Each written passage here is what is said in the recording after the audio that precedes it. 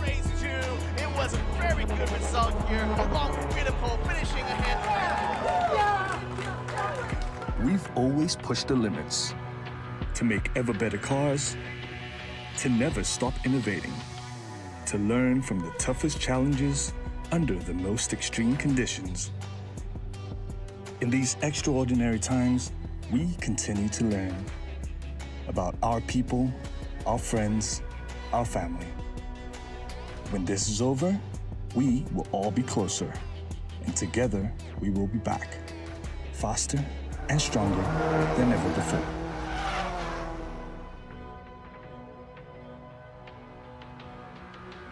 Toyota Gazoo Racing, pushing the limits for better.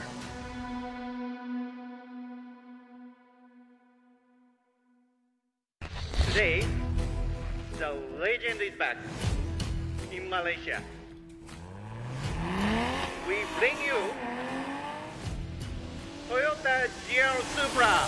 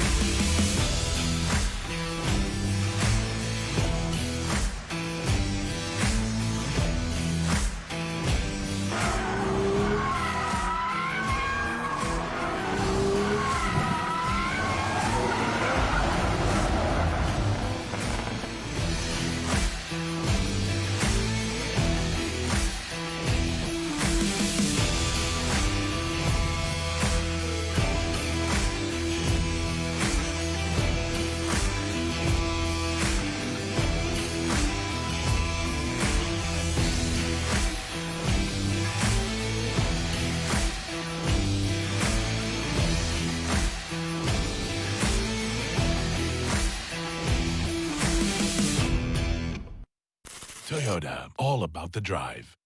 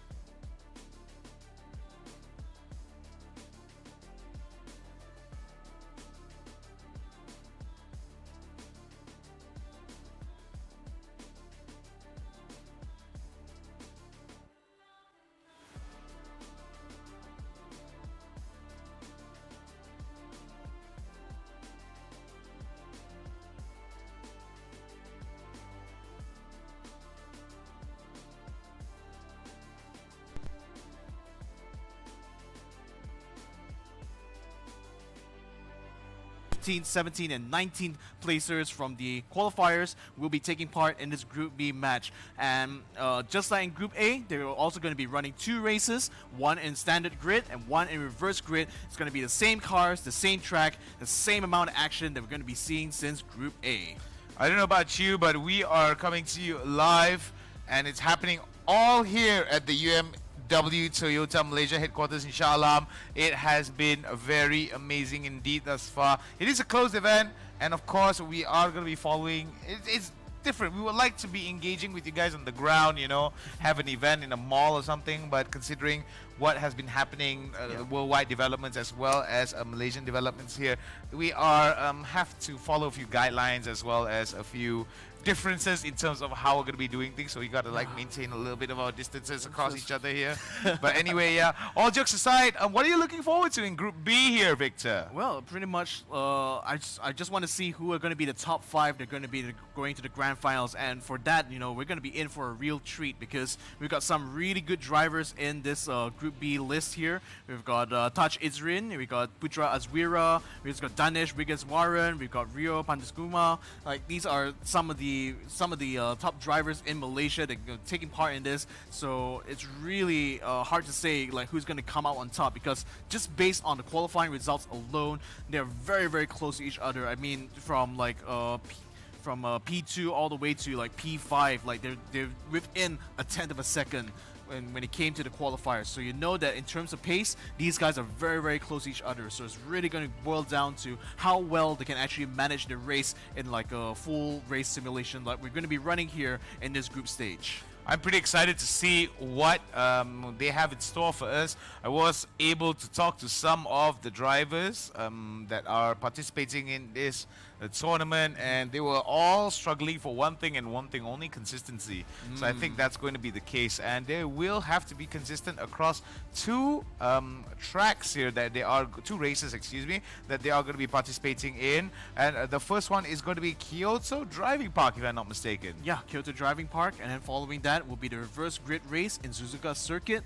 So again, it's all going to be about consistency here, because it's all about, you know, the laps are going to be running at this track is a lot, you know. So they really have to understand like their pit strategies. They have to know how they want to gauge that against their drivers here. So you can see on the list here, these are the semi-finalists from Group A and Group B. So we're going to be running the Group B group here, and that's going to be led by Taj Izrin Aiman bin Taj Madira from Selangor, Putra Azwira bin Sahazam from Selangor as well, Irwadi bin Daud from Selangor, Danish Wiggins-Warren, who is from KL, Rio Pandukusuma, who is going to be from Selangor, Chow Jin Ye, who is from Negeri Sembilan.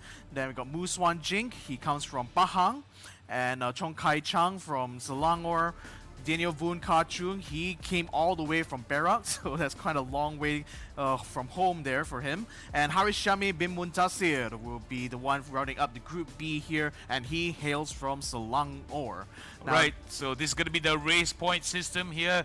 Definitely going to be a lot of points for the first place driver with 25 points. Second place is going to net 18 points. Third place is going to net 15, and onwards to 4th to 10th is going to be 12, 10, 8, 6, 4, 2, 1. And that is going to be our race point system breakdown here. Definitely a lot of value for the first place winners, making sure that the margin isn't that close. However, consistency is definitely going to be something that our drivers are going to be seeking for across the board. So I do believe that's going to be a very interesting part. So these are some of the details here for semi-final race number 1 in Group B. It's going to be a 15-minute time attack with 22 laps onto the race. Tire wear is going to be on, as well as fuel consumption, 8 times as well as 5 times as well. We're going to be looking at our selected car here, the Toyota TS050 Hybrid TDR 2016. TS050. This was a car that won Le Mans just recently this year, making it Toyota's 3rd consecutive Le Mans win here. A great result for them, especially at Gazoo Racing, you know, just carrying forward that legacy of motorsport that Toyota has been carrying since the 70s. So it's great to see that Toyota still remains on top of the motorsports world, especially with the TS050 Hybrid. So this is the car that's going to be racing on. This is the track they're going to be racing on. The Kyoto Driving Park, the Yamagiwa layout. And it's going to be a bit of a doozy here, because in terms of overtaking opportunities, just as we saw in the Group A match, there was not a lot of of opportunities actually for them to pick up drafts. So they have to be very tactical about where they use their energy recovery system, as well as how they plan out their pit strategies here, because those are really going to be the determining factors on how high they're going to place once that race ends. I don't know about you, but with a crazy amount of time here, with 4,912 meters, which is 4.9 kilometers, right? Yep. For the track length, as well as a more. When we look at the track layout, it is going to have quite an interesting amount of turns as well. There's going to be a few really sharp turns and a really crazy amount of chicanes for Kyoto driving part. What do you think our drivers need to be considerate about when they're going to be entering into the race? The most crucial part, I think, is going to be turn 5. That's going to be the long, fast left-hand turn that immediately precedes like a long straight. And the thing is that what we've seen, especially from Group A, is that drivers who kind of like make mistakes on that particular turn actually open themselves up for attacks, from behind. So that turn 5 there is a very important point there for the drivers to position themselves. But beyond that point, after they've already finished turn 5, gone through the straight, there's an uphill, downhill section where preceding that will be a chicane. And we've seen lots of drivers during the Group A match actually end up losing control coming into that chicane, because the braking point coming out of that downhill is very, very crucial. You cannot brake too late, you cannot brake too early. You have to be just right in order to be able to hit the braking point before the chicane. And then once you navigate through the chicane, you have to be very mindful about how much curb you're taking. Take too much curb, your car is just going to end up out off the track. Well, that's going to be some of the prizes that we're going to be showing to each and every one of you at home. So make sure you guys check out the comment section and see how that's going to work out for you. Maybe you might win a prize. Maybe you might walk away with some amazing stuff. I don't know about you, but looking at what I saw just now, I would like a chance to win a prize like that. However, work's got to be done, and I think prizes will go more to viewers rather than to people working here. So we are going to be watching the qualifying rounds here for all 10 races. Yep, so the 15-minute time attack session, they're going to be able to go out there and do about 3-4 different opportunities for them to set the fastest time. But essentially, the fastest guy in this session is going to be starting in front of the grid. So these guys, they're going to be going out in full force here, trying to set their best time possible and hope they get a really good grid position for the start. So now we're going to be riding here with Daniel Voon, who is following behind Kai Chang, who's currently leading this session here, and they're just on their out lap, so this is going to be their last chance here to kind of like warm up their cars before they finally go for their flying lap. Right, and a lot of concentration here from our racers. Now on the first go around, we are going to be watching on to Daniel Voon. Very good stuff here being shown, very very good discipline here being practiced by Mr. Food, holding on towards the race line, trying to get as much out of his time, trying to cut as much out of his time as he can, taking a little bit too much curb there in some of these turns. However, we are going to be heading into that final few turns. Very sharp one indeed, really slows down the entirety of the races here before they head into the finish line. So Daniel is going to be switching out. He's using the medium tires for some reason, so he has to switch to the soft tires. That's the tires you want to use in this time attack session here, so he's going to swap that out and come out of the pits here. So Kai Chang will be the first one to do a flying lap here. Let's see how his lines are going to be. It looks to be like he's taking it very neat and tidy through this first sector. Now coming in sector 2, this is the turn 5 that I was talking about. It's very crucial for the drivers here to be able to position the cars well, because if they take too much entry speed, they'll actually end up going a little bit wide, and that will actually open them up for attack, especially right here, this straight where it just dips downhill. This is where to be, have to be very careful in the braking here, because if you brake too hard, you might unsettle your car before you enter chicanes. And the chicanes itself, Kai Chang has been taking a lot of curb here, but I've seen some drivers where they just take too much curb, they lose control of their car, and they end up losing a lot of positions as a result. So that's something they have to watch out for. Kai Chang now coming around to the final sector. Oh, getting a little bit dirty out on the exit there, so that's going to cost him from some time for sure. Has to take it a little bit safe here for the final sector. Doesn't want to end up having a bad lap here, but pretty much I think he's going to have to take another go at this. I don't think he'll be able to set a good time, but let's see what he will make as he comes across the line now. It's going to be a 1 minute and 20 seconds, almost to a T there. So that's going to be the first time session that we've seen here. Let's see who else is able to keep that up. So now coming across the line, that's Harish Shami and Rio. Both of them have taken much faster times compared to Kai Chang. So, but Kai Chang is only about 6/10 of a second behind Rio. So certainly got a lot of opportunities here to try and make up for that, especially through Sector 3. Well, very good here, and it seems that Kai Chang has been pushed down towards the third spot. We do see Harishami as well as Rio now holding on towards positions 1 and 2. Very good stuff being shown. Oh, a little bit of curb there being taken by Kai Chang, and maybe that's why he was pushed down from first place to third place. All of these little interactions, all these little slowdowns will definitely add up in terms of time. So we do hope that Kai Chang will be able to recover from this. He does have a total of 11 minutes left in this qualifying round to basically get that pole position that he so wants. Yeah, now we're going to be riding aboard with Danish, and he's just about finished his out lap, so he should be going on his flying lap now. Let's see how tidy his sectors are going to be. So the first third, he takes a lot of outside curb, dives straight on the inside, a little bit wobbly on towards the apex, but then now taking a very clean exit here, just setting himself up perfectly for the S's. So that's a pretty good time. Daniel Voon, in the meantime, takes provisional P2 now with a time of 1:19.24. Then we got Putra able to get up into, I can't tell exactly which position, but it's probably around P4 or P5. Then Swan Jing and Jen Ye now putting up some really good times there. Jen Ye has taken provisional pole with a time of 1:18.661, and now we're seeing Danesh just cutting his way through chicanes there. So again, a very challenging part of this Kyoto driving park here, and it's certainly a place that you have to watch out for, especially during the race. Alright, penalty there being issued towards Danesh, and I do believe that's going to be a recurring theme for this matchup, for this particular track. It's going to be interesting how some players are going to be looking around, are going to be navigating these spots here, and whether or not they will be able to get it through. Touch Ayman has just taken provisional pole with a time of 1:18.551. That's probably the best time we've seen in Group B so far.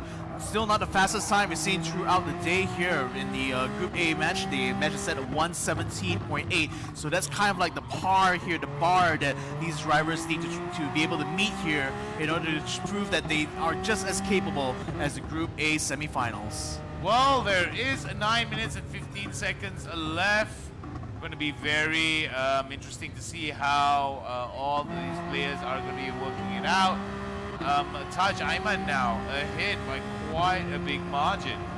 Yeah, he's still out on a flying lap here, so he's going to take back-to-back flying laps, despite the fact his tires are going to be a little bit worn, so I'm not sure if he's actually going to be able to improve his time. But let's see the sector split here. He's still like half a second off, so I don't think he'll be making a time lap here. I think he's just going to go straight into the pits, get a fresh set of tires, and then go out and set another flying lap and see if he can improve his current time right now. He's only a 1/10 of a second ahead of Jen Ye, so certainly not in the best position here as far as provisional pole goes, but certainly does mean that after he gets his new set, let's see if he's going to be able to extend that lead even further.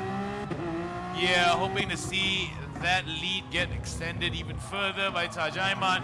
We do see Jen Ye now, a little bit of urgency in his step, or maybe in his drive. That would be a little bit more of an appropriate term. 6/10 of a second like slower, so I don't think he'll be able to beat his current best time. He's still going to be coming into the pits here.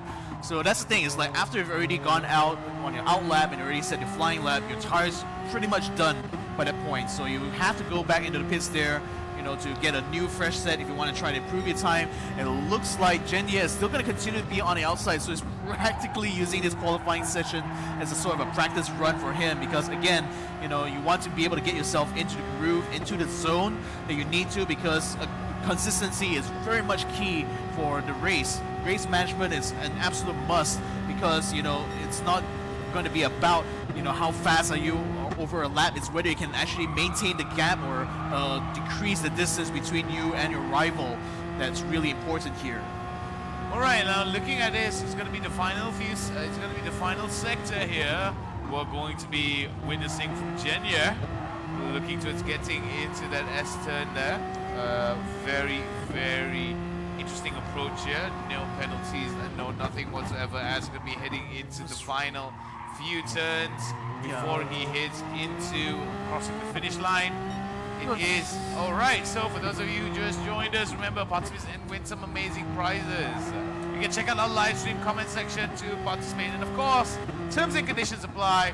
These are some of the prizes that you actually may win in this by participating. Yes, Danesh has just taken provisional P2 there, being ahead by Jenya by less than a 10th of a second, so it's a very tight margin. Taj Ayman, though, comes in, sets his best time here. He's like 0.057 of a second behind Swan Jing, so certainly putting himself in a good position here to try to take back that provisional pole position. Rio just set a new best time here, but that's only good enough for P8 for now. Very nicely done here by Xuan Jing to be able to get on top of Taj Ayman. And you see that Taj Ayman was holding on towards the pole position for quite some time until Xuan came in and pushed him down away towards other spots. Yeah, riding right now with Taj Ayman, he's going to be really desperate to try to make up some time there, but you know, less than a 10th of a second, that's not a big margin at all. If he can just keep optimizing his line here, he might just be able to overtake him. Let's see what the time is. He comes across the line, he sets the best time now. We're in the 118.4 now, boys. And it seems that Taj Ayman pretty adamant and holding on to his pole position here, and briefly taken away from Xuan will definitely put a little bit of fire underneath the step of Taj Ayman. Seems that finally now he will be able to knock down Xuan onto second spot. Will Xuan be able to come back and do the same towards Taj Ayman? We'll have to wait and see.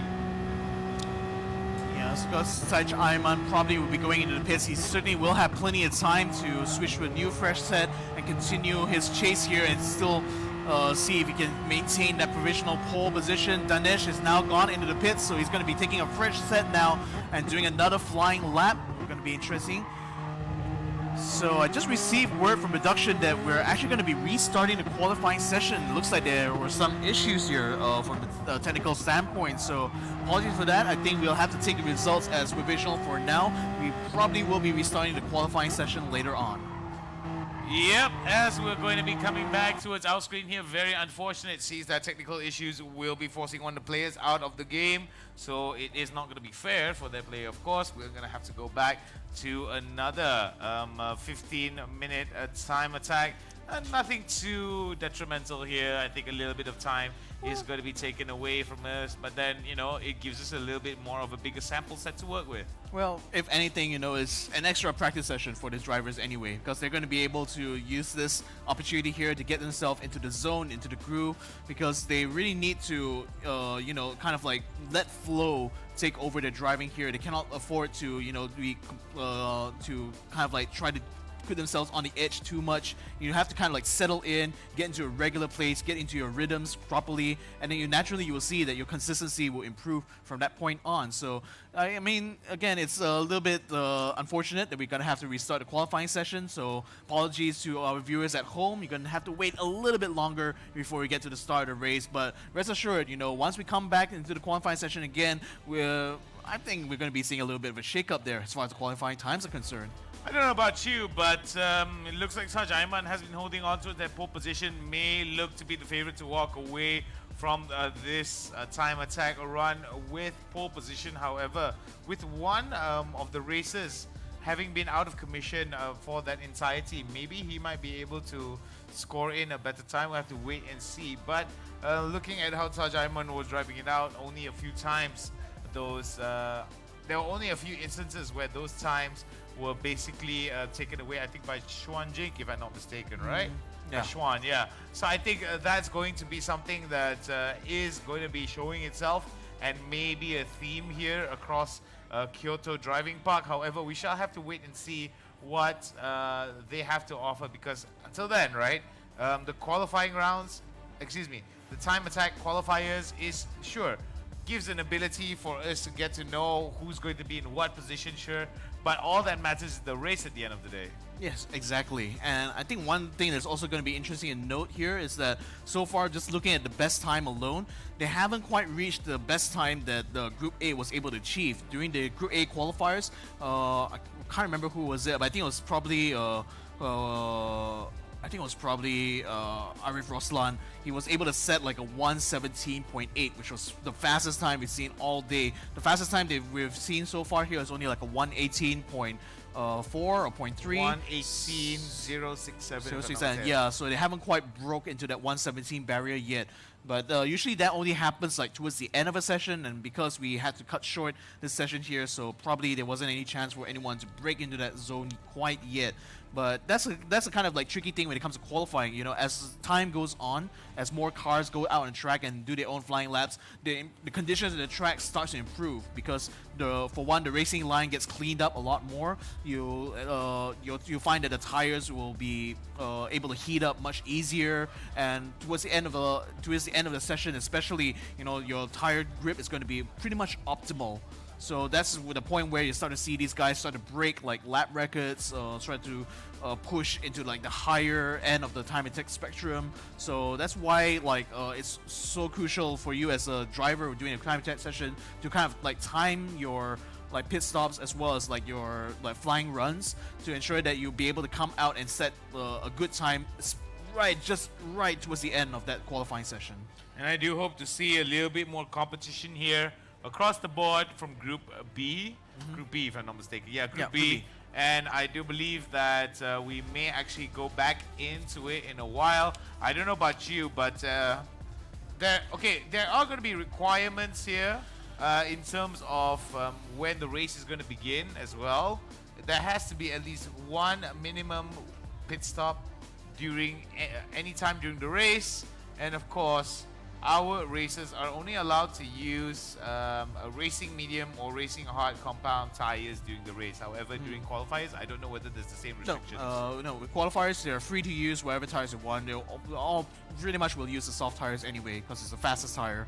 But yeah, this rule here is kind of important because it ensures that pit strategies will be in play during the race, because if you don't have like a mandatory one stop, and you don't make them force them basically to use either the medium or the hards, they pretty much will try to use one set of tires, do the whole race without even taking a stop, and that gives them way too much of an advantage. There's no way for you to kind of beat that just based on pit strategy. So with the mandatory pit stops now, the drivers not only have to focus on racing as hard as they can, they already have to be mindful about when they're going to be going into the pits, and also when are the other drivers going into the pits. So especially if you're chasing after another driver, you want to go into pit more or less around the same time as he does, so that you guys will be able to keep racing against each other. But another interesting aspect is that sometimes you can decide to go for the overcut or the undercut.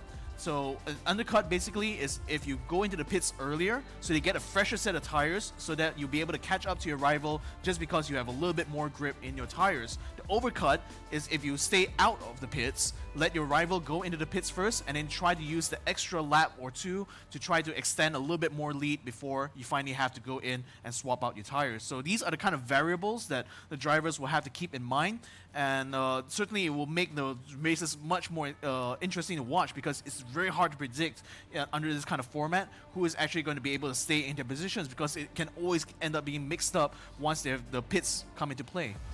Yeah, and that's something that I do think that a lot of race fans, regardless of casual or hardcore, may actually forget sometimes, because it is going to be the tire ratings that is going to be determining here, and between these two tire pickups here, whether it's racing medium or racing hard, it is going to be very important indeed to see who picks what, how they're able to make it work for them, and most importantly, for them to be able to basically use that slight advantage, whatever these tire types, these racing tire types actually bring out bring out of the field. Yeah, and the interesting part as well, sometimes it happens, and this usually happens more in real life, but it can also happen in sim as well. Sometimes some drivers may find that they can actually drive a lot better on the harder compound compared to the soft compound. Because the thing is that, tire wear as well as the grip, it affects the balance of the car a lot. So depending on the way that you're attuned to your cars, it can very much affect how you're able to set up your fastest time. So there's some cases where they find it actually faster on the medium tires compared to the soft tires, just simply based on the conditions and as well as the different variables that occur whenever they are out on track. Alright, so it's going to be another round. Qualify will begin 5, 4, 3, 2, and 1. Here we go. Ladies and gentlemen, it is going to be the semifinals qualifying round here for Kyoto Driving Park. 10 players, 10 players on the track. And here we go. Kai Chang right now going to be on the lead. No times have been recorded yet. And what was that fastest time that you were saying just now, Victor? 17 seconds? 117.8 was the roughly around the time that was set. That was the fastest time during the Group A qualifiers. I'm curious to see if the Group B guys will be able to match or maybe even improve that time there, given that we have the fastest driver from the qualifiers, Taj Ayman, competing in this group. I'm very curious to see if he's going to be able to keep up the performance coming into Group B. Yeah, looking at how this is going to be working out, it is going to be not only a test of capabilities here, but also a test of technical knowledge, because I do believe that some of these turns are very technical indeed, giving a lot of emphasis on braking and acceleration and decelerating. You underbrake a little bit, you lose out on so much speed. You don't brake at all, you may end up meeting it up against the wall. Accelerations as well, coming in from the racers are going to play a very huge factor here. They want to be hitting it not only with the right amount of acceleration, but also with some very good angles to make sure that their speed is maintained or faster and is efficient across the board.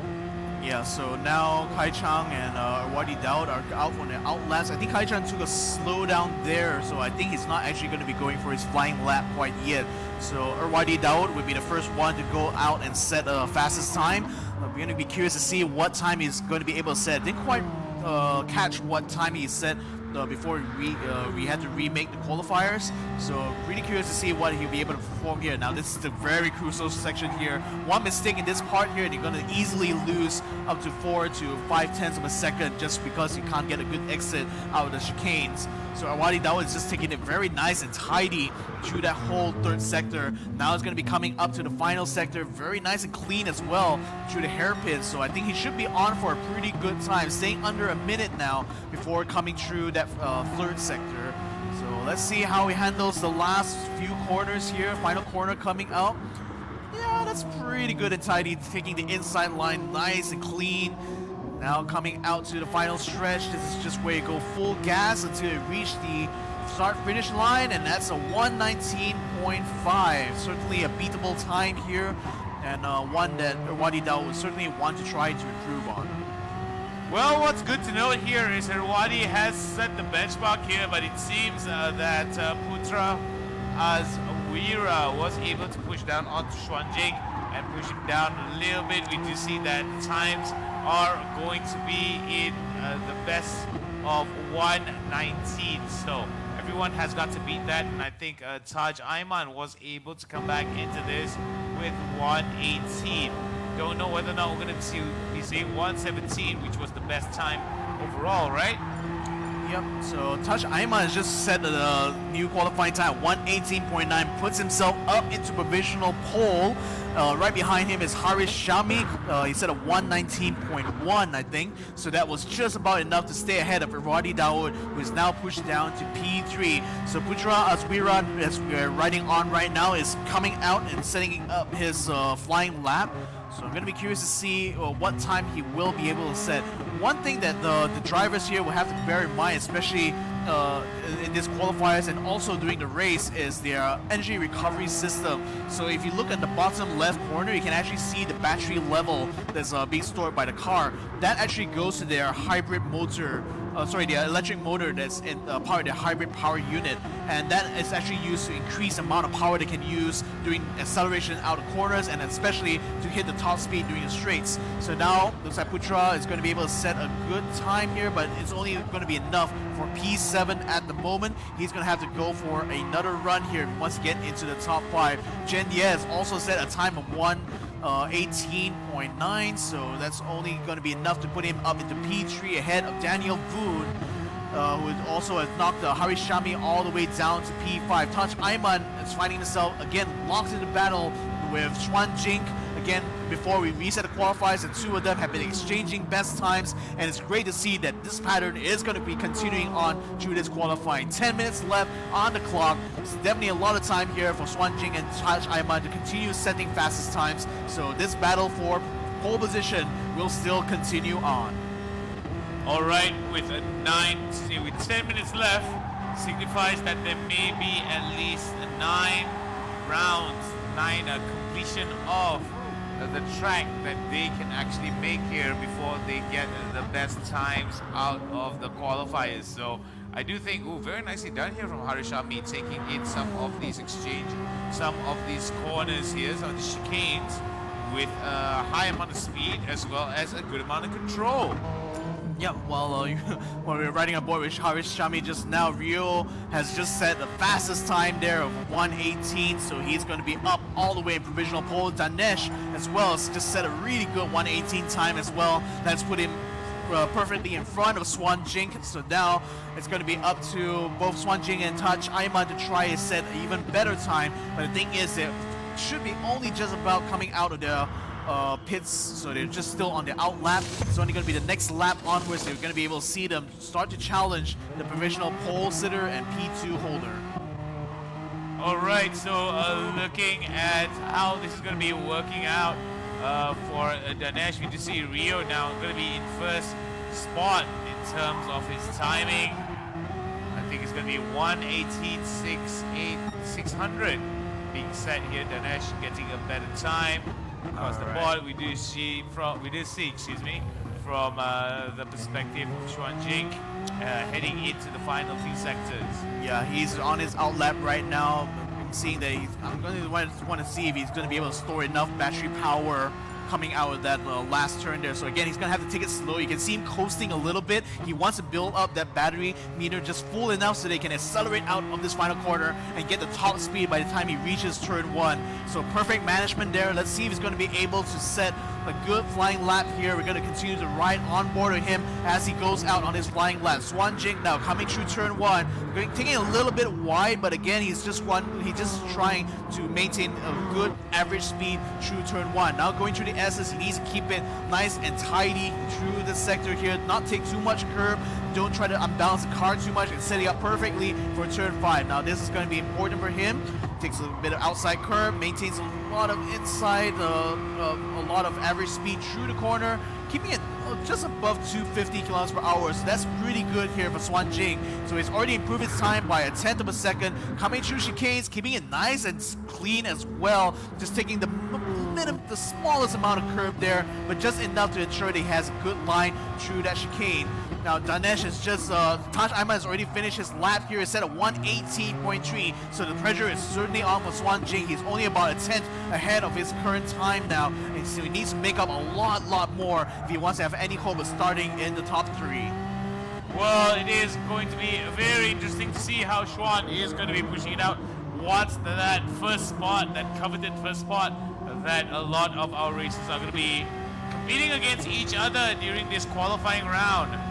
We do have a total of 6 more minutes left for qualifying. It is going to be a very interesting aspect here as we're going to be watching it, and then we're going to be back on to this. Please ignore the time at the top here, a little bit of visual error here. No, I mean, we got a perfect view of like what the setup is like right here. So if you guys didn't know, like on the setup right now, the casters table is literally surrounded by all the sim racers. So we can actually see their faces sitting here at the casters table. But in any case, you know, coming back here, Swan Jing has just set a time good enough to get himself into P2, but it's still a 10th of a second slower than Touch Ayman. So Touch Ayman is back on provisional pole. Swan Jing is going to have to change out his set of tires here and go for a final run, and we'll see if he's going to be able to make up for that going into this final closing stages of the qualifying session. So now looking at the rest of the board here, we see Harish Shami able to get up into P5. Rio and Danish have been pushed down to P3 and 4 respectively. Jenya is still in P7. Irwadi Dawood is in P7 at the moment. So just pushed Daniel Voon out of P7 with a good time there. And Danish has just set a 117.9. So ladies and gentlemen, we are now reaching that stage of the qualifiers where these guys are going to start breaking records here, and Danish has just let off that first volley of shots. Very good here being shown from Danesh to get that 117. I think the fastest lap thus far, excuse me, the fastest time set by him. Definitely reason to celebrate for sure as we head into the final few minutes of our qualifying rounds. I think it's going to be 4 minutes and 30 seconds left here. Danesh will be able to improve his time a little bit more. Don't know whether or not he has reached the cap in terms of what his time can be achieved. However, Taj Ayman still not too far behind here in terms of him trying to steal away pole position from Danesh. Yeah, so this is going to be an opportunity now for Taj Ayman to try to better his time here. He's just about started his flying lap, got a fresh set of tires, got full ERS available for him, so he's going to try to make the most of this. You know, they said a blistering fast time, but he got 0.3 of a second to make up from his last one. Given that the track evolution is already favoring the faster drivers, it's going to be a pretty fast lap here I expect to see from Touch Ayman. He's already about less than a 10th of a second ahead of his current time. He's almost on his way to setting the best time of the session. We see Jenya just barely missed out on getting into the 117s there by 0.2 of a second. And Kai Chang, unfortunately, not able to improve his time by too much. He stays in P5 for now. Danesh now has a new challenger in his rear now. That's going to be Jen Ye, who is now taking provisional P2 ahead of Touch Ayman. Touch Ayman, in the meantime, though, he's not actually bettering his time at all. He's actually about a 10th behind, having taken a little bit too much curve in the last few corners there. So he's definitely lost out in a huge way here. It's qualifying now. It's only got 3 minutes left, so he pretty much has only one last chance. Is he going to go to the pits? Yes, he is. He's going to switch out to a fresh set of tires, but this will be his last shot at getting a good time here and getting back up into P1. Yeah, it does have quite a bit of timing issues here, considering that it is going to be 3 minutes left in this qualifying rounds to determine positioning of our racers as we head into the race. Remember, it is going to be Kyoto Driving Park. It is going to be 22 laps, so our drivers have quite a bit of work cut out for them. Yeah, so riding with Jenya, he's going to the pits as well. So we're going to start to see a lot of these drivers, like looking at the amount of time left qualifying, realize that there probably isn't enough time to go for another flying lap. We're just going to go ahead, swap to a fresh set, and then try to finish off this until the end.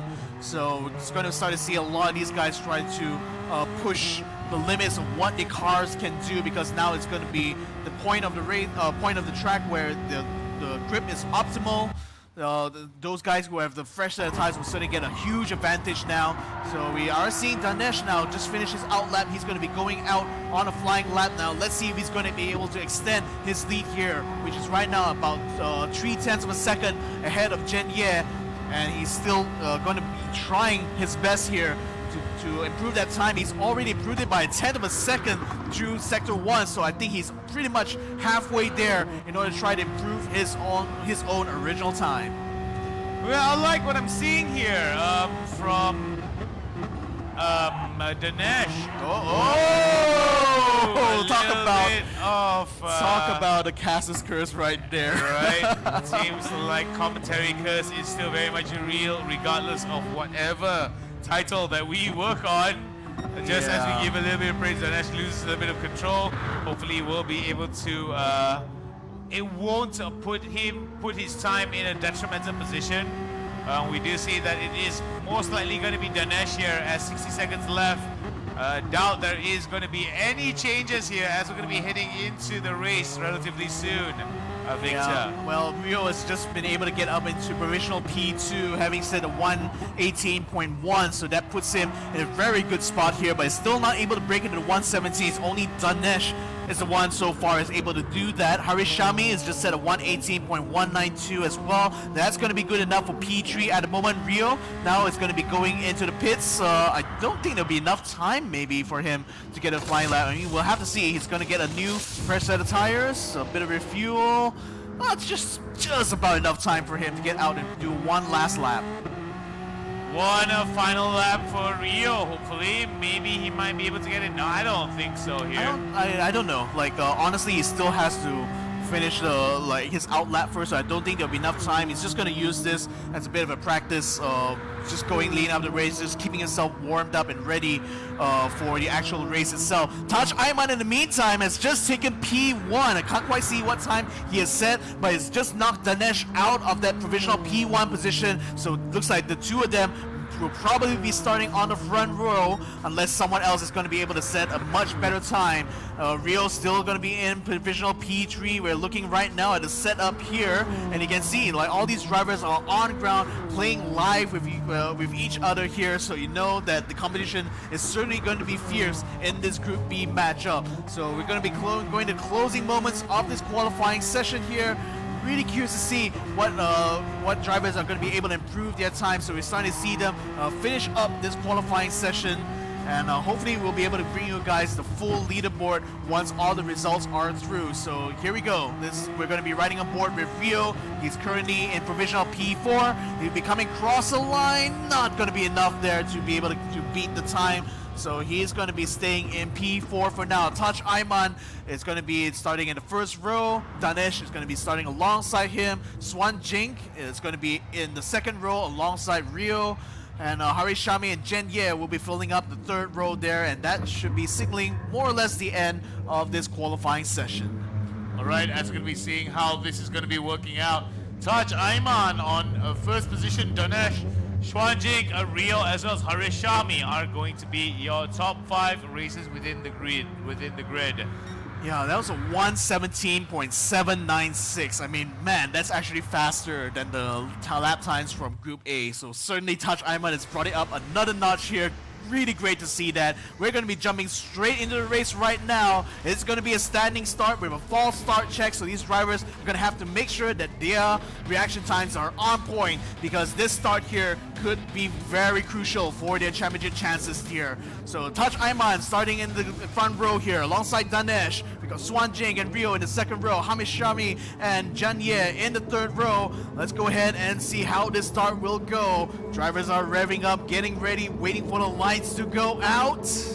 And they are off. Looks like it's a pretty good start so far with Danesh. Look at that. He's already passed Taj Ayman into the first turn. He's going to try to close it off the inside here. Taj Ayman's unfortunately going to have to stuck in behind. Harishami unfortunately went a little bit too wide in the first turn. Has lost a couple of places as a result. Rio, Kai-Chang, and Xuanjing are now scrapping against each other, going through the S's, but they're still going about side by side. A little bit of bumper cars happening up in the front there. Xuanjing actually gets knocked onto the grass. Now coming down towards turn 5. They have to be very careful about where to place the cars here, because they want to try to get the draft going into the uphill, downhill straight. Kai-Chang and Putra is very well. They're going along side by side through this chicane here. It's going to be a very crucial one, because Putra is going to be able to outbreak him and get right in front of Kai-Chang. Well, it looks like it's going to be one heck of a race here. As we do see, Danesh was able to take it away from Taj Ayman. Xuan Jing still holding on to a third position. Jen Yeh now, this is where we're going to be watching it out. A little bit of sweat there on the brow of Danesh, and looks cool as ice here. Full focus, full concentration, as we are going to be watching from the perspective of Jen Yeh. So Holding on pretty close here. Yeah, coming to the end of that first lap now. Leading the race is Danesh. Second place is Taj Ayman. Swanjing following very closely behind together with Jen Ye, who is chasing right now to Swanjing, trying to close that gap. He's down to about half a second now, and he's got a really good break, but unfortunately might have just a little bit outbraked himself there through that turn. Had to slow down a bit in the middle, and that actually allowed Swanjing to try to widen the gap now between the two of them. Rio is following behind him, but his gap is a little bit far off, so he's going to have to work quite a bit throughout this race here in order to try to improve his chances of getting up into the top 5. But now we're seeing these drivers starting to settle into the rhythms, trying to follow each other very closely, and they're trying to see what they can do from a pit strategy standpoint, because it's all going to be about the race management from this point onwards. 2 laps in the books already as we head into lap number 3. It is going to be no changes whatsoever as Dinesh will be holding on towards that first spot. Taj Ayman will be holding on to second. We do see on the curtails here, fourth side of Jenya, it's going to be Rio. Rio definitely poking onto the back of Jenya. Jenya feeling a little bit of urgency here, will want to get as much space between himself and Rio as possible. Like Jenya, Rio, and Wadi Dawood are following so close to each other that they also have to kind of react to what the guy in front is doing. So the problem that poses is that sometimes some of these drivers will have to slow down a little bit mid-corner, and that actually causes a concertina effect where the guy behind has to brake a little bit harder progressively. So that's something they have to watch out when especially when they're racing this close. But look at this, Taj Ayman now starting to catch up to Danesh after that first turn. He's going to try to close in here after the S's, and he's hoping to at least try to set up an overtaking move after this 5th turn. Now he's actually improving his time here, which is a really good news because he's only about 0.3 of a second behind Danesh before they entered turn 5. But now coming out of it, I think Danesh has just given himself enough of a gap here in order to stay safe here and be able to attack through the chicanes. We're hoping to see if we're going to be able to get our feedback on here. Unfortunately, we're not able to see what's going on here. Oh yes, finally we are back. Wadi Dawood now continuing his chase here against Rio, who is still stuck between Wadi Dawood as well as Jen Ye. There's still a long train of cars here following each other as we're coming in towards the final sector. Wadi Dawood actually getting quite close, tantalizingly close here to Rio. He's hoping to at least try to set up for an overtake. And he catches him just on the final 2 corners here. Now he just needs to stay ahead of Rio through the final turn, but Rio finds inside line as Wadi Dawood went a little bit too wide here. They will be practically side by side through this straight here, and it looks like Wadi Dawood actually had a slightly better exit, but Rio still has enough speed here to stay alongside him going into turn 1. Now Wadi does have the inside line. He bumps up towards Rio there and actually forces Rio to back off, and that actually puts Rio down into P6, Wadi Dawood up into P5.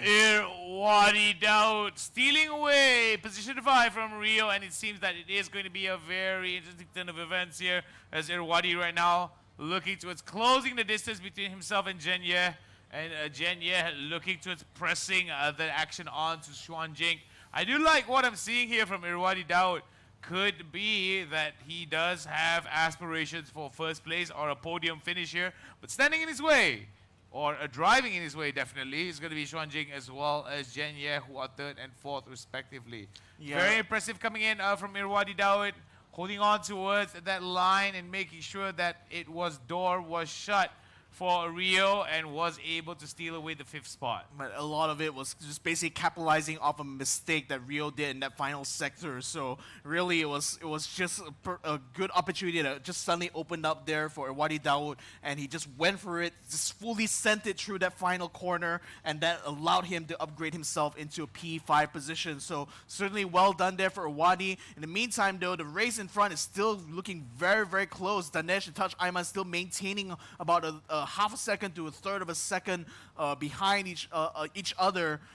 between each other, and we see Taj Ayman still catching up in that first sector, but just not able to set himself up for an overtake yet after turn 5. Now let's see if those fates will be able to change coming into this round here. Danesh and Taj Ayman taking very clean on the inside. Taj Ayman just locked in on the back of Danesh. He wants to try to get the draft. In the meantime though, Wadi Dawood making some more moves here. He gets a draft off of Jenya. He's trying to cut in through the inside of the first part of this chicane. He actually elbows his way through, practically power sliding his way in to P4. That's a full send if I've ever seen one. Irwadi there showing a little bit Oh, the of counterattack. aggression, but the counterattack coming from Jenya could put him in a very precarious position. We do see now Jenya nice. will be able to get back into this game and steal it away from Irwadi Dawood.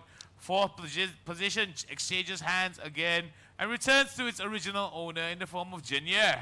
So that was a very good counter attack there from Jenya. He gets back his P4 position, but again, Irwadi Dawood is not done. He's going to continue to try to push in order to make life kind of difficult here for Irwadi Dawood. But in that case, Danesh has just picked up a 3.1 second penalty here, probably from cutting the track somewhere. But this certainly is going to play well to touch Ayman's hands because they've been falling very close to each other. Danesh has to find a way in order to break this up here, but unfortunately he can only do so, I think, only after he's taken his pit stop. And Touch Ayman, sensing an opportunity here, is going to try to keep the pressure up onto our race leader right now and hoping to see if Danesh is going to be able going to crack under the pressure. Touch Ayman following very closely, may not be able to find the inside here going through the chicane, so he's going to play it safe, just stick behind Danesh through the next two sectors and see if he can try to set himself up for a draft onto the main straight. We do see Danesh now holding on, but he does have quite a bit of penalty time for him to get rid of. Not entirely sure how he's going to do it. He's got to find ways to shave off his time little by little. But 3 seconds here, definitely a very big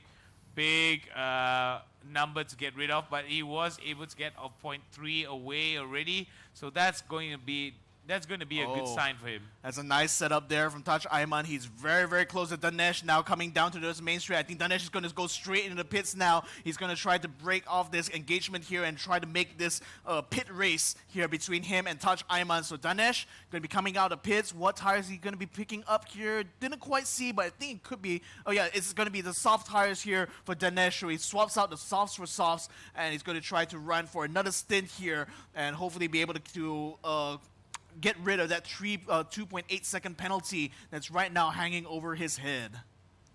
And with that hanging over his head, he's got to be very careful on how he wants to get rid of it. It may actually cost him his position. With about 15 more laps remaining for this race, it could be beneficial. But no, it seems that Danesh has been taken down by Touch Ayman. Touch Ayman now holding on to its first position. Didn't quite work out, I think. But again, I'm not sure. Has Touch Ayman already gone for the pit stop? Didn't quite see that at the moment, but we'll keep you guys up to date. In the meantime, riding with Swan Jing, he finds a look on the inside here, just quickly outbreaks Daniel Voon there and takes away P4. So Daniel Voon now, he's not quite out of the woods yet because Irwadi Dawood is falling very closely behind him. So Daniel will still have to try to defend here in order to keep his P5 position. But Swan Jing now, after having made that move, is now quickly and rapidly pulling away from the pack here, making a 1 second gap right out of that final corner there. Daniel Voon now still struggling to try to stay on track here, but it looks like Irwadi Dawood decides to go into the pits here. His soft tires are definitely worn out at this point. Yeah, very wise choice here coming in from Irwadi. We do see there that there is going to be quite a bit of a challenge here for some of these drivers putting in the time into the pit stop. Remember, it is necessary for them minimum once at least during any time of the race to get into the pit stop. So I guess the timing of it really matters, as well as the why of it really matters as well, doesn't it, Victor? Oh yeah, I mean, again, like if you can time your pit stops properly here, you can actually steal positions there just by virtue of having a really good stint. But it really requires you to be very consistent throughout the entire stint there. You have to be good enough to manage your tires.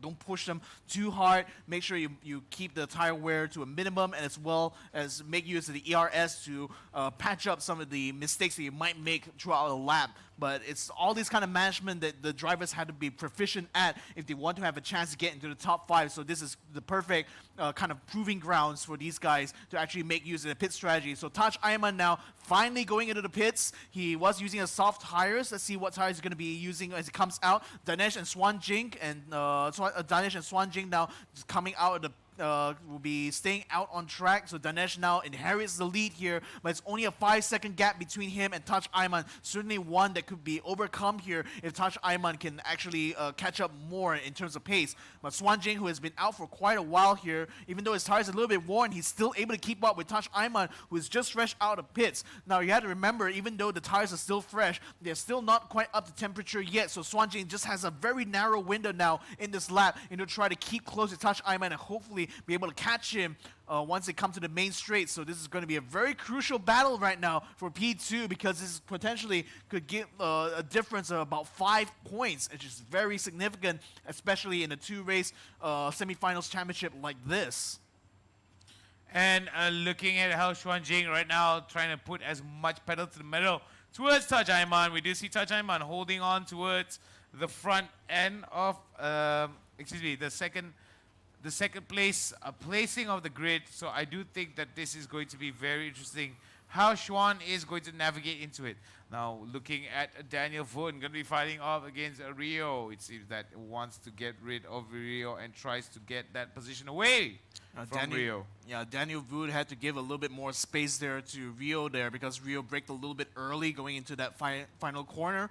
So that actually built a bit of a gap here. So Daniel Vun was not able to capitalize on the draft. So Rio right now desperately trying to defend his 5th position here, but Daniel Vun is trying to find an opportunity to overtake here, because he's otherwise going to be losing quite a bit of time here, and he wants to be able to get up into that 5th position.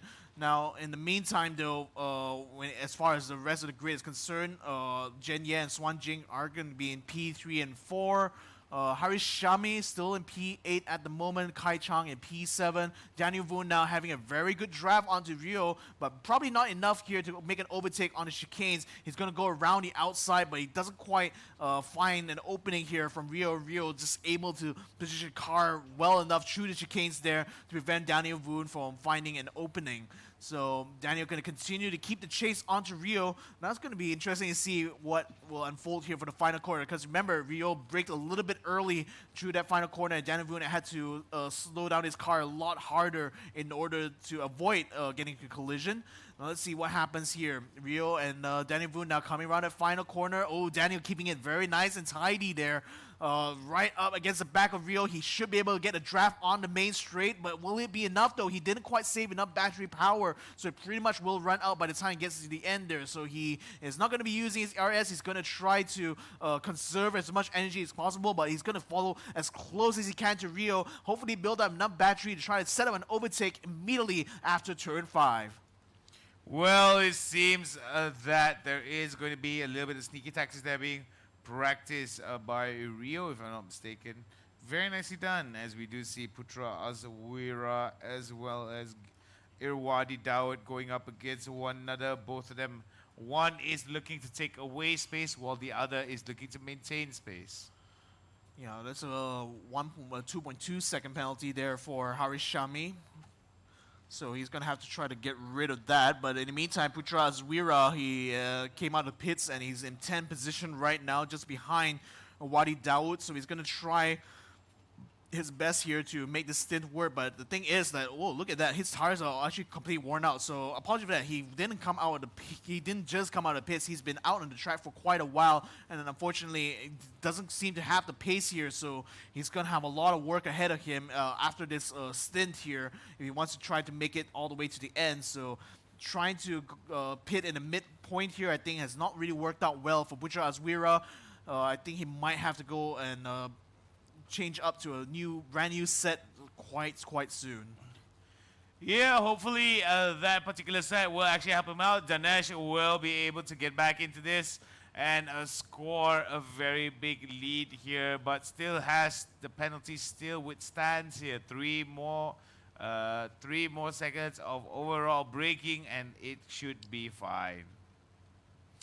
Yeah, I think the the battle for P5 and P6 is going to be very, very heated here, especially with Daniel Vun just continuing to keep up the pressure onto Rio. I'm really interested to see how the battle will unfold towards the end of this race here, because we still may have some more pit stops potentially here because some of these drivers, they swapped out from the softs to softs again. So we're just going to be about a few laps away from the expected lifetime of the soft tires. So we're going to be seeing some of these drivers go into the pits and switch out to the medium tires. In fact, we just saw Danesh take a dive into the pits now. He's going to be swapping out to mediums most probably.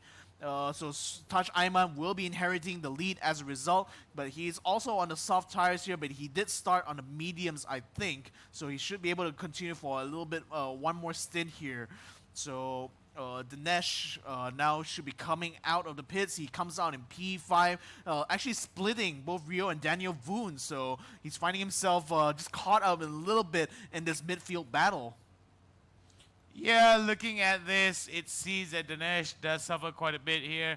Going to be put down towards his spot. However, middle of the pack means position will stay the same across the board. So hopefully that won't be the case in round number 2, match number 2 for Dinesh.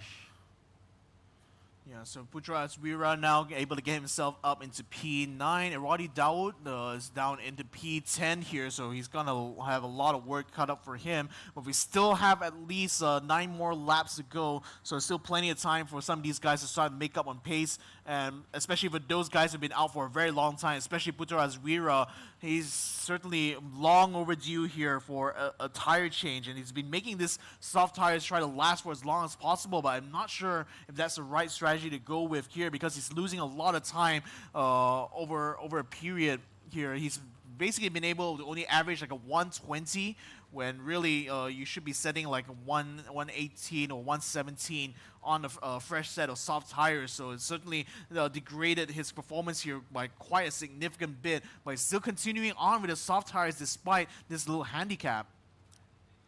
As we do see it here, Dinesh, right? Excuse me. Still quite a bit of penalties here being gifted. No, I don't say gifted. Being issued to Dinesh. And looking at how some of these players are going to be playing around this, 7.9 seconds. How do you come back from that, Victor? I don't know. It's very hard to do it on Yamagiwa because there's very few like heartbreaking points here. So there's not a lot of opportunities with Dinesh to be able to get rid of it. So most likely he's gonna have to step out of this battle between Rio and Daniel Voon because it's certainly not gonna do him any favors if he tries to continue to chase Rio. But then look at that, Daniel Voon now closing in on Dinesh and Rio as they are rounding up towards that final sector. So I think we're gonna be seeing a 3-way battle for that P4 very, very soon. But Dinesh now with a 7.7 second penalty needs to find a way to get rid of that before the end of the race here, unless Daniel Voon or Harry Shami even may actually be upgraded a position after those penalties are called in. Speaking of being called in, though, Daniel Voon is going to be diving into the pits, going to change out to his final set of tires. Dinesh going to continue his chase here against Rio, who now just inherited P2. But Rio now, his tires actually looking pretty okay, but I'm not sure if he wants to stay on this set until the end of the race. He should be well within his rights to try and swap out, but given that he's already in P2 at the moment, and with Dinesh chasing very hard behind him, I think he may not want to give up this position anytime soon. Alright, so Dinesh was able to climb back in, and it seems that Xuanjing as well as Hari Shami were booted out of their respective position, but 7.6 penalty here for Dinesh. How is he going to shave it off though, Victor? Again, like the only place he can do is literally right here. This is the slowest sector out of the entire Yamagiwa track. And unfortunately, because it's the only place there where you can really realistically brake hard enough in order to start to shave out a penalty, that makes it very hard because you don't really have a lot of other places throughout the track in order to do so. Because the rest of the corners are mostly high speed or medium speed corners. So again, I think Dinesh probably will have to try and save it until like the final last lap, and then like just slow down enough to shave off that 7-second penalty. But it was a huge handicap here for the driver from KL. 6 more laps to go, and Taj Ayman was able to come out forward We do see the best time thus far is 1 minute 18. A bit of a far cry from our qualifying rounds time, but we do see that looking at Danesh right now, he is doing pretty okay, but this penalty here is definitely very worrying for him. We do see that behind him, Xuanjing as well as Zhenyo quite far from one another, Victor. Yeah, I mean, Touch Ayman has a 13-second gap ahead of Danesh, but I believe Touch Ayman still probably has one more pit stop on his cards here, so we'll be seeing how that position will update. Yeah, indeed, he's just gone into the pits now, so he's going to be swapping out those soft tires. So he's going to get a nice fresh set. Let's see, he's going to be able to stay ahead of Dinesh, or at least ahead of Swan Jink here. That probably will be the best thing for him. Oh, actually, Dinesh is going to be going into pits as well. So looks like he's going to be dropping a few positions as a result. Swan Jing and Jen Ye now finding themselves up in... Swan Jing is going to be finding himself in P2. Dinesh comes out of the pits with a set of, I think that was medium tires.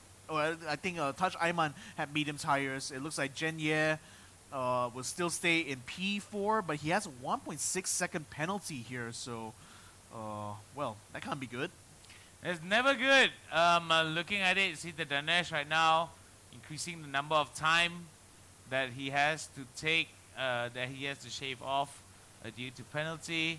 Not a very, very, very good start here for Danesh. Yeah, I wonder what exactly did he do to end up with like an 8-second penalty. That's a very heavy one. Oh, heavy slide there from Jen Ye, almost losing it on the chicanes, but managed to save it at last minute there. But unfortunately, that pretty much means that he's not able to keep up with Dinesh.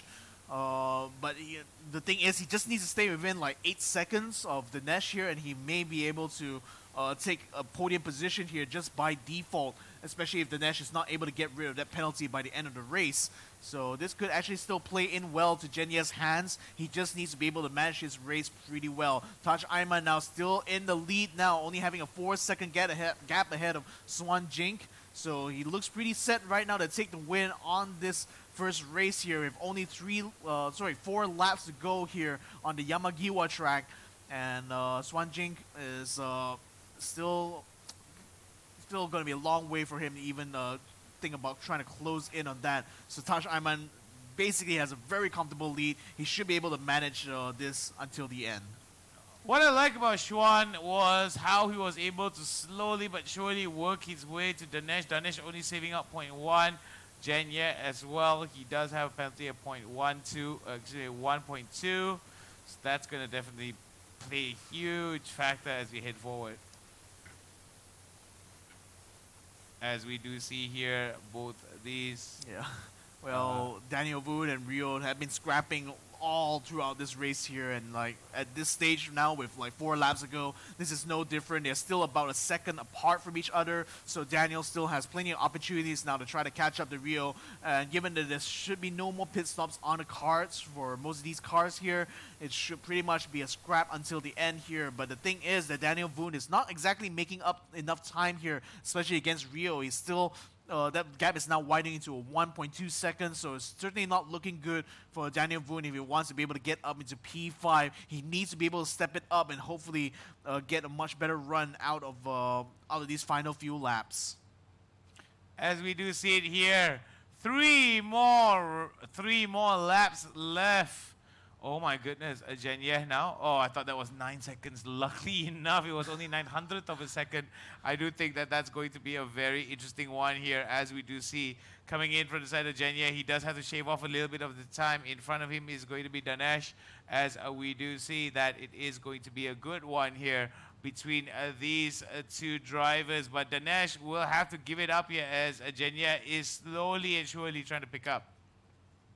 I mean, Jen Ye knows that he can play this very tactically. He doesn't actually need to overtake Dinesh. He just needs to stay close enough behind him to the point where that once Dinesh has to slow down to take his penalty off, Jen Ye would be in the perfect position to overtake him for the podium position. But here's the thing though, Dinesh is still picking up penalty after penalty. He just got up to about a 10-second penalty there before he got to the hairpin. Just managed to shave it off a little bit to get back down to 9. So again, a 9-second penalty does mean that will be added after the race. So which means that if if he's able to stay within 9 seconds of Dinesh, he will be able to get himself up into P3 just by default. All right, just by default, that could be the way, though, but there isn't that much time as we do have 2 more laps to go. Looking at what we see right now, Touch, Ayman Chuanjing, Dinesh, as well as Rio holding on to its first position with Touch Ayman being the race leader thus far. Yeah, the race lead has been exchanging hands, but I think now, from this point on, it's going to be very securely in Touch Ayman's hands. The real question now is like whether or not Daniel Voon and Rio is going to be able to exchange positions there, because that will be very crucial coming into that second race there, because again, these drivers are racing for points here. They're not necessarily racing results, though definitely a win here will pretty much secure you a top 5 position here if you have a good race number 2. In the meantime, though, Harish Shami now making his moves here, getting up in front of Daniel Voon. So it looks like Voon actually dropped all the way down to the P8 here and is facing a lot of pressure here by Harish Shami. Harish Shami just able to stay ahead of him, coming through chicane here. So Harish Shami comes up into P7, Daniel Voon down in P8. And just wondering what exactly happened to Daniel Voon, because up until that point, he was actually chasing very closely behind Rio. Yeah, I'm pretty curious to see how that's going to be working out for him, as we do see that that is going to be the case for them, as both these drivers here looking towards keeping it very aggressive, very tactical indeed, but maybe it could be the time issues between them, as we do see that could be the case. Yep, so we're coming up towards the final 2 laps now. Harish Shami now is actually catching up very closely to Kai Chang. So this could actually set up a really good final lap battle here for P6. And again, you know, when you're racing for points, you know, every single position he can make up for is going to go a long, long way. And Harish Shami knows this, so he wants that P6 position very, very hard here. So he needs to try to manage things well, because his tire wear situation isn't looking very good in particular, but he still sends it anyway towards the inside, giving a little bit of a love tap to the right-hand fender of Kai Chang. But unfortunately, that left a door wide open for Daniel Voon, and Daniel Voon actually nails it, getting it right between Harish Shami and Kai Chang. But Daniel looking a little bit shaky on the exit there, still stays just ahead of Harish Shami, tries to brake, but goes a little bit too wide. Harish Shami now exchanging blows with Daniel Voon, getting up alongside him down the main straight, but Kai Chang is still going to be leading the 2-pack. He's just watching the battle here from in front as the 2 of them go side by side through turn 1. Danny Voon unfortunately had to back off a little bit, and Harish Shami slips himself up into P7. We have the final lap here. Kai Chang in a very interesting position. We just see Touch Ayman Chuanjing as well as Danesh still holding on towards their position, but it is from there Kai Chang, Harish Shami, Daniel Voon, Irwadi Daud, as well as Putra Azwira are going to be making up the rest of our races. The final lap is about to come underway. We are going to be watching from Daniel Voon. Maybe a little bit too late for him to steal away one position. Oh no, Irwadi. What the heck was that? What was that? Daniel Voon. Daniel Voon going off the grass there and just trying to fight back against Irwadi Dawood. That was a very risky move that could have taken each other out of the race there if they had he wasn't careful. But in any case, this race is coming to close. Touch Ayman is coming across the line to take the win here in the first race of Group B. Swanjing comes in to take P2. Dinesh now, he still has an 8.3 second penalty. He's going to have to take it there, and that actually allows Jinye to get up into the podium position. Rio as well will be coming up into P4. Dinesh dropping down to P5 before we can finally get underway there. And Harish Shami and Kai Chang feels making a chase all the way to the end. Haris comes out on top to take P6. Wadi Dawood, after that move against Daniel Voon, comes up into P8. Kai Chang takes P7. And Putra Aswira will round up the 10 races here, finishing in P10. Congratulations indeed, Touch Ayman, winning it out for race number 1. Definitely something to be proud of. Very good smiles there from our drivers as well. Was able to basically hold on to it very impressively. And I think that he lost out on his position quite a bit early on and was able to rally up and try to get back into it. Congratulations to Taj Ayman, that's for sure, but not counting out all of our other drivers that showed up quite a bit of their talents here leading up to race number 2. Yeah, I mean, I think the biggest shame though is that the fact that Dinesh, despite having a cracking start and actually was pushing very aggressively through the first half of this race, found himself picking up so many penalty points to the point that it basically compromised his entire race there. He had to get rid of that penalty before it came across the line, and as a result, lost 3 positions. He dropped all the way from P3 down to P5. Certainly not a very good look for him, but I guess he's gonna have to look very hard at race number 2 here as an opportunity to make a comeback. But in any case, for the other drivers though, Rio in particular was actually quite consistent. He was able to stay in that top 5 for quite a bit. I believe he finished in that top 5, so that was certainly a good race outcome for him for sure. It was definitely a good race for him, as we do see he will be able to come back into it for race number 2, as we're going to be going into a reverse grid. As we do see that coming in here, it is going to be a very interesting one, as we did see for our racers. All 10 of them did perform really well. There were, of course, some outliers not being able to get the positions that they wanted, but it was a very, very, what's the word for it? It was very competitive indeed.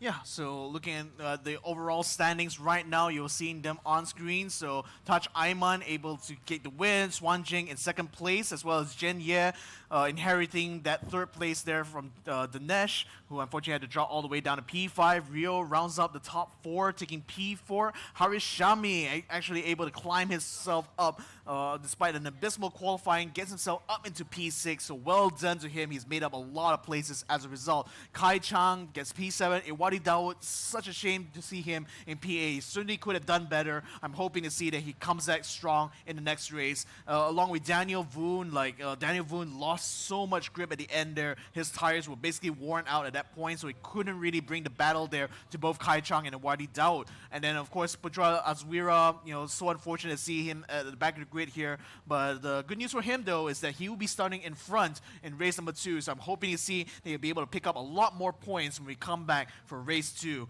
So as we have a look, we're going to be looking at the official results, the official standings for the championship much later on, once they've already tabulated all the points as well as considered all the protests. So we'll be giving you guys that updates much later on.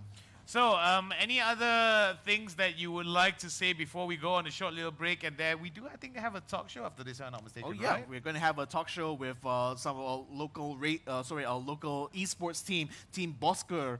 They have 3 members here who are going to be taking a talk show together with our host Flava. That's going to be coming up later on. But in the meantime, though, we're going to be taking a 10 minutes break. But when we're back, we're going to be coming back with Team Bosker and Flava. We're going to be having their talk show. So we'll be right back after these messages. Don't go away.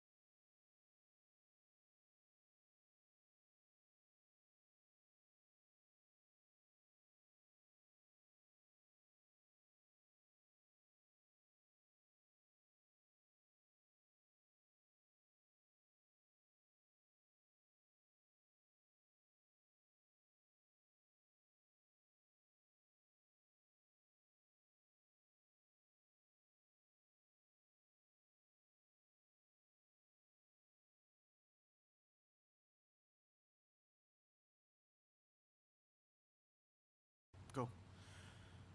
And welcome back, ladies and gentlemen, and race fans from across Malaysia. This is the Toyota Gazoo Racing Velocity Esports Championship 2020, created and orchestrated by Toyota Gazoo Racing Malaysia. I'm Nick Harris, this is Victor Cax, and we are here to announce to you what the official results are. Yeah, so they've already tabulated all the points. They've already gone through all the protests. So we're going to be able to find out who right now will be standing in the championship standings. Let's go ahead and take a look at that right now. So again, it's going to be the top 5 drivers here that we want to really have a look at here. And as expected, Touch Isrin is going to be the leader here because he won that first race, so he takes home 25 points. Mu Swan Jing is going to be taking 18 points. Chao Jin Ye would take 15. Riopan Dukusuma will be taking 12 points. Danish Wickeswaran is still going to be able to get 10 points, so that still puts him in the top 5, but his place is certainly going to be in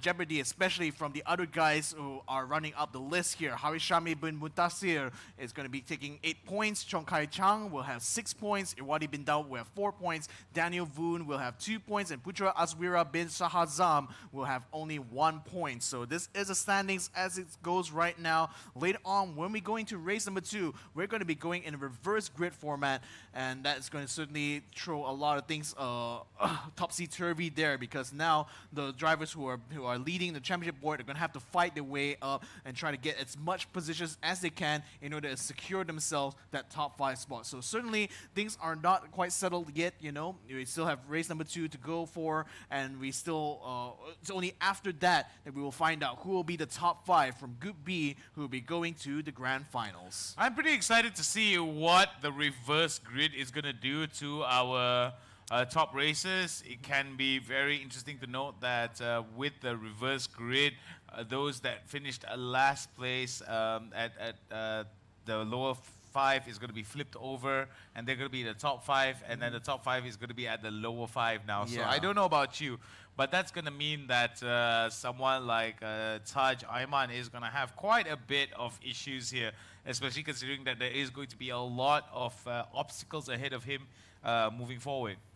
And I'm especially going to be interested to see what Danesh is going to try to do here, because certainly him taking a huge penalty here in that first race certainly compromised his ability to earn as much points as they can for that for the championship standings. So now we're going to be waiting and knowing that he tends to be very aggressive, especially early on during the race. I'm expecting to see that he's going to try to gain as much position as he can by getting a very good start, and hopefully be able to fight it up with the guys who will be starting in the front row later on in race number 2. But more to that though, it's like the other guys who are currently sitting in that bottom 5 there, they really have to make the results in race 2 count here, because this is going to be their last chance here to put some points on the board and give themselves a chance to go to the grand finals tomorrow, because again, only the top 5 championship standing, those in the top 5 of the championship standings at the end of this group stage will be proceeding to the main event. I agree. This is going to be very interesting to note that I believe that the reverse grid actually creates a very competitive atmosphere that requires a lot of our racers to not only, be a little bit more technically sound about what they do on the track as well, but they have to compete against the other racers from the amount of from the initial positions that they had. And now that we're going to be going over to the next track, which is, if I'm not mistaken, Suzuka Circuit. yeah. Suzuka Circuit. So it's going to be Suzuka Circuit. So that's going to be something that they have to be very, very considerate about here. And I do believe that that is going to be one of the things that as a racer within this tournament, they have to be very well prepared, not just with the nuances of some of the chicanes, with the layout of the track, but also with the positioning of the other races relative to them. Yeah, indeed. And given that we're going to be on Suzuka Circuit, that's actually going to enable, it's a place that really enables them to set up attacks and counterattacks, because the back straight and the main straight are just going to be back-to-back to each other. So if they can get a very good run off out of a spoon corner, which is like the final curve before they get to the back straight, they can actually set up back-to-back battles there through the chicane. So certainly a place that's very conducive for reverse grid race where it's all about how many places can you climb up, from that starting position. And yeah, that pretty much determines how many points you will get in the championship. Okay, for those of you who don't know, we're going to go over some of what Toyota Gazoo Racing stands for. Remember, Toyota's history in motorsport dates back more than 60 years, having raced in all manner of motorsports throughout the world. Toyota's major successes gained under the most extreme conditions serve as the flesh and blood for building tomorrow's cars. In order to embody the concept of roads build people and cars, Toyota refines every aspect of its cars on the world's roads and unsparingly applies the knowledge and technology gained in this way as feedback.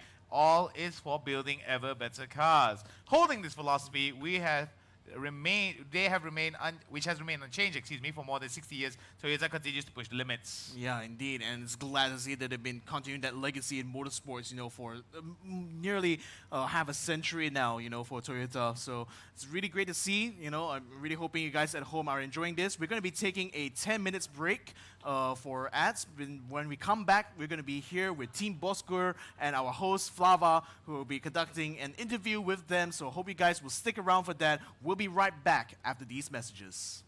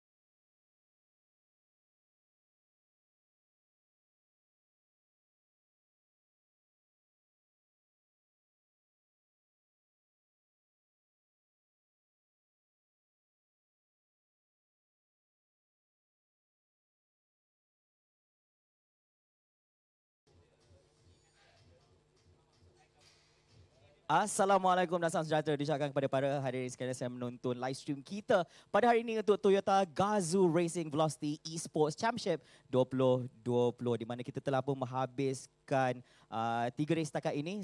First race untuk Group A dan juga second race untuk Group A dan juga kita telah menghabiskan pusingan raya pertama untuk Group B dan sebentar saja lagi kita akan teruskan perlawanan kita pada hari ini dengan pusingan yang terakhir iaitu race kedua untuk Group B dan pada akhiran ini kita akan mengumumkan 5 driver terpantas daripada kedua pasukan yang akan mara ke pusingan yang seterusnya iaitu Grand Finals pada 27 September 2020 iaitu pada esok hari di mana mereka akan bertanding di 4 pusingan dan pada akhiran esok hari kita ketahui juara bagi championship kita daripada Toyota Gazoo Racing Velocity Esports Championship 2020. Dan sekali lagi kita telah kembali kepada talk show kita yang kedua dan juga yang terakhir pada hari ini dan bersama-sama yang kita pada hari ini adalah 3 tetamu khas yang telah dijemput daripada pasukan Team Bosco dan tidak lain tidak bukan bersama dengan saya di sebelah kanan saya kita ada Farid Zakaria ataupun Solos. Itu dia Solos. Solos cakap hi sikit. Hello. Okay. Hi. Lah, tu je. Tak. Ni mula-mula. Tak tahu nak cakap apa. Oh, okay, mula-mula. Okay, tu Solos dan Solos sebelah kanan lagi kita ada Daddy Hood dan juga penjahat. Lambai sikit. Test. Hai, Assalamualaikum. So, nama saya Daddy Hood and di sebelah kiri saya ada XK. Hello guys, welcome to my guys. What up? Yeah, so thank you. Ya, itu dia 3 tetamu kita pada kita ada Solos, kita ada Daddy Hood dan juga XK penjahat. Panjang nak panggil XK penjahat. Serius nak panggil XK. Okay, XK boleh lah kita panggil. Nak panggil XK dan panggil penjahat. Araso, boleh lah kita panggil Araso. Alright, so bagi mereka yang tidak tahu kenali ialah Team Bosco tu, pasukan Bosco adalah salah satu pasukan esports yang terunggul di Malaysia. Mereka bukan hanya player profesional esports bagi beberapa esports title di Malaysia dan juga Asia Tenggara, tapi mereka juga adalah streamer sehingga bagi beberapa game di platform mereka yang tersendiri. Untuk tiga-tiga lah sekali, betul kan? Daddy ada, Solos ada, XM Penjahat berada. Bagi mereka yang tak tahu, anda bolehlah Google atau cari mereka di Facebook dan juga laman social media. Alright, so kita dah ada kita punya guest hari ini. Kita nak tanya beberapa soalan lah. Kita kenal lebih lanjut lah. So first sekali kita tahu yang korang bukan sahaja streamer. Ada setengah orang yang ingat diorang ni streamer saja tapi mereka juga adalah player esports professional. So nak tanya sikit lah. Alright, so adakah sukan esports ni boleh dikira sebagai sebuah sukan di mata dia? Sebab orang ingat betul e-sport ni adalah bermain game dan tak nampak dianggap dipandang secara serius lah. Ni siapa? Sama ada Daddy, Solos atau XK boleh jawab? Alright, biasa jawab lah. Assalamualaikum. Bismillahirrahmanirrahim. So, e-sport, sukan tu sendiri dia merangkumi banyak aspek. Dan e-sport antara yang melengkapi aspek tu lah. So, salah satunya ialah cara pemikiran, teamwork, organizing, kita ada macam mana kita nak manage and sebagainya lah. Cumanya perbezaannya on ground ataupun online. Itulah beza antara sukan yang sukan biasa dengan e-sport, electronic sport. So memang kena dengan nama dia, kita lebih ke arah electronic punya side lah. So pada saya comparison tu tak perlu ada sebab memang ada but kita tak perlu letakkan sebagai batu penghalang antara e-sport dengan sport yang biasa lah. Sebab at the end masing-masing dia akan relate each other. So I think benda tu lah yang actually explanation tu agak bagus tapi nak tanya sikit lah secara terperincinya kalau e-sports ni adakah orang-orang yang bermain e-sport ni contohlah sebab Solos ni daripada dulu lagi dia main e-sports kan. Rasa pada zaman dulu tak ada orang nak pernah anggap e-sport ni orang e-sport sebagai seorang atlet dikatakan sebab sebelum ni e-sports pernah dibawa ke sukan C. So adakah player-player e-sport boleh anggap sebagai seorang atlet? Dia title atau dianggap sebagai atlet tu dia macam saya cakap tadi dia merangkumi pelbagai aspek lah. Untuk menjadi seorang yang profesional kita kena ada pemikiran yang profesional, kita kena ada quality, kita kena deliver something atau kita carry nama, contoh kita carry nama negara tu kita kena go dengan quality. So e-sport player ni dengan sport player dia dah hampir dia tak terlalu hampir lah, tapi e-sport player dia bergerak seiring dengan kita punya sekarang ni dengan digital media. Sekarang mostly diorang akan menggunakan digital media as diorang punya main. Compare dan dulu diorang akan letakkan traditional punya macam TV, radio sebagai tempat kita nak deliver news ke apa. Sekarang digital media is antara yang top platform. So e-sport ni bergerak seiring. So pada saya benda tu memang bagus dan ianya satu perkara yang boleh meletakkan atlet e-sport tu sebagai atlet. Sebabnya pergerakannya tu seiring. Alright. Okay, soalan seterusnya. Okay, ni very simple. Okay, ni apa? Nampak Rasul nak jawab apa? Tak ada. Mana boleh macam tu? Mana dah habis lah. Daddy tak cakap apa lah. Dah ada kuota ke? Okay, solo start lagi. So solo sebanyak je kuota. Alright, soalan seterusnya. Okay, sekarang nak tanya bagi sesiapa sajalah. Okay, nak tanya apa perbezaannya pemandangan orang ramai terhadap e-sports daripada dulu dengan sekarang, apa bezanya? Sebab Solo sebelum ni dia bermain beberapa game sebelum ni yang berbeza. Sekarang ni dia sampai ke game lain. So sebelum ni bagaimana tanggapan orang lain terhadap Solos berbanding dengan sekarang ni? Okay, macam dulu memang kalau ikut dulu punya lah. Dulu memang orang tak pandang e-sport ni, semua orang duk marah je, kata buang masa lah main game kan. Rasa macam tak ada masa depan. Tapi, Contoh siapa yang marah? Contoh? Kawan-kawan marah. Member sekolah semua. Member kelas semua marah, kata tak habis sekolah pergi main game kan.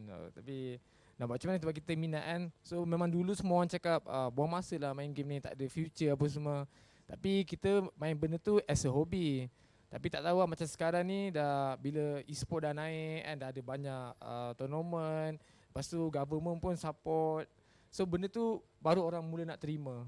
Kalau dulu memang orang tak terima, orang kan bash kan. Macam sekarang ni baru lah bila dah carry nama negara kan, kita carry tu carry ni untuk banggakan nama, barulah orang start mula terima tengok e-sport ni bukannya benda yang buang masa, tapi kita boleh cari sumber kewangan kat situ. Lepas tu lagi kembangkan lagi lah career tu. Tapi Solos cakap tadi yang ramai orang bash. Dan bash ni bukannya sebulan 2 bulan, bash dia sampai bertahun-tahun lama ni kan. Jadi apa yang membuatkan Solos Daddy dengan Penjahat terus commit dengan e-sports ni? Kalau dah tu bash tu teruk sangat sampai kiri kanan tak ada orang nak support dan semua, kenapa teruskan dengan e-sports? Sebab hobi. Kita memang minat benda tu. So kalau kita minat, kalau orang halang macam mana pun tak boleh lah. Kalau kita buat benda tu sebabkan income ke apa, mungkin kita akan terhalang lah. Tapi bila kita minat ataupun passion kan, memang kita minat buat je. Macam itulah sampai berjaya. Okay. Dan okey, berkenaan dengan tu, okey, bilakah titik perubahan dari segi pandangan terhadap e-sports ataupun career yang Solos Daddy dengan Penjahat, mesti ada satu titik perubahan di mana pada waktu tu tiba-tiba e-sports dianggap serius dan Solos dipandang dari pandangan yang lain lah, yang lebih positif. Rasanya masa time Dota kot, time TI1. Tapi benda tu kat luar negara kan. Tapi benda tu dia punya news tu sampai ke Malaysia apa semua. So kat situ orang dah share. Lepas tu TI2, TI3, TI4. Lepas tu dalam masa yang sama tournament lain pun ada. Kat situ lah orang kata macam, weh, e-sport ni boleh bagi benda yang baik, bukannya buang masa kan. At least ada something good and in return kan. Macam tu lah aku. So nak cakap apa tadi? Tadi nak. Okay, Penjahat nak dengar cakap Penjahat. Sebab Penjahat pun sebelum ni, bagi mereka yang tak tahu Penjahat sebelum ni, kalau salah betulkan, sebelum ni Penjahat pernah jadi seorang driver racer yang betul kan? Racer yang betul kan? Janganlah cakap seorang bagi mic mana? Ya okey. Cuba cerita sikit macam mana daripada seorang driver ini, sebab kita tahu yang kita punya arti-arti jemputan kita lah pada hari ini akan bersama-sama kita pada esok hari untuk berlumba dengan beberapa arti jemputan yang lain. Tapi Penjahat ni special sikit, daripada tiga-tiga jemputan kita, dia adalah seorang racer sebenar sebelum ni. So ada rasa macam confident tak? Macam boleh menang? Okay. Sebenarnya dulu saya rempit. Okay. Dia tak kira Okay, saya tarik balik apa yang saya sebut tadi. Dia tak kira sebagai racer. Rempit kira racer. Dulu saya racer juga. Tapi race amatur. Itu bukan amatur tu jap. Itu Tapi bukan rempitnya. Ni yang betul-betul amatur. betul. Okey. Maknanya saya tarik balik apa yang saya tarik balik tadi. Dia pada satu masa beliau merempit. Kita cut off part tu. Tapi pada satu masa juga beliau adalah seorang racer amatur. Ya, betul. Betul. Maknanya sekarang ni penjahat kira ada satu advantage. Mana penjahat ada skill sebagai seorang racer dan penjahat juga akan bersama-sama dengan Daddy, bersama dengan Solos. Ya. Esok untuk berlumba untuk kita punya exhibition race bersama dengan beberapa artis yang lain. Adakah ini memberikan penjabat satu advantage ataupun chance untuk menang lebih tinggi lah? Kemungkinan saya akan rodok semuanya.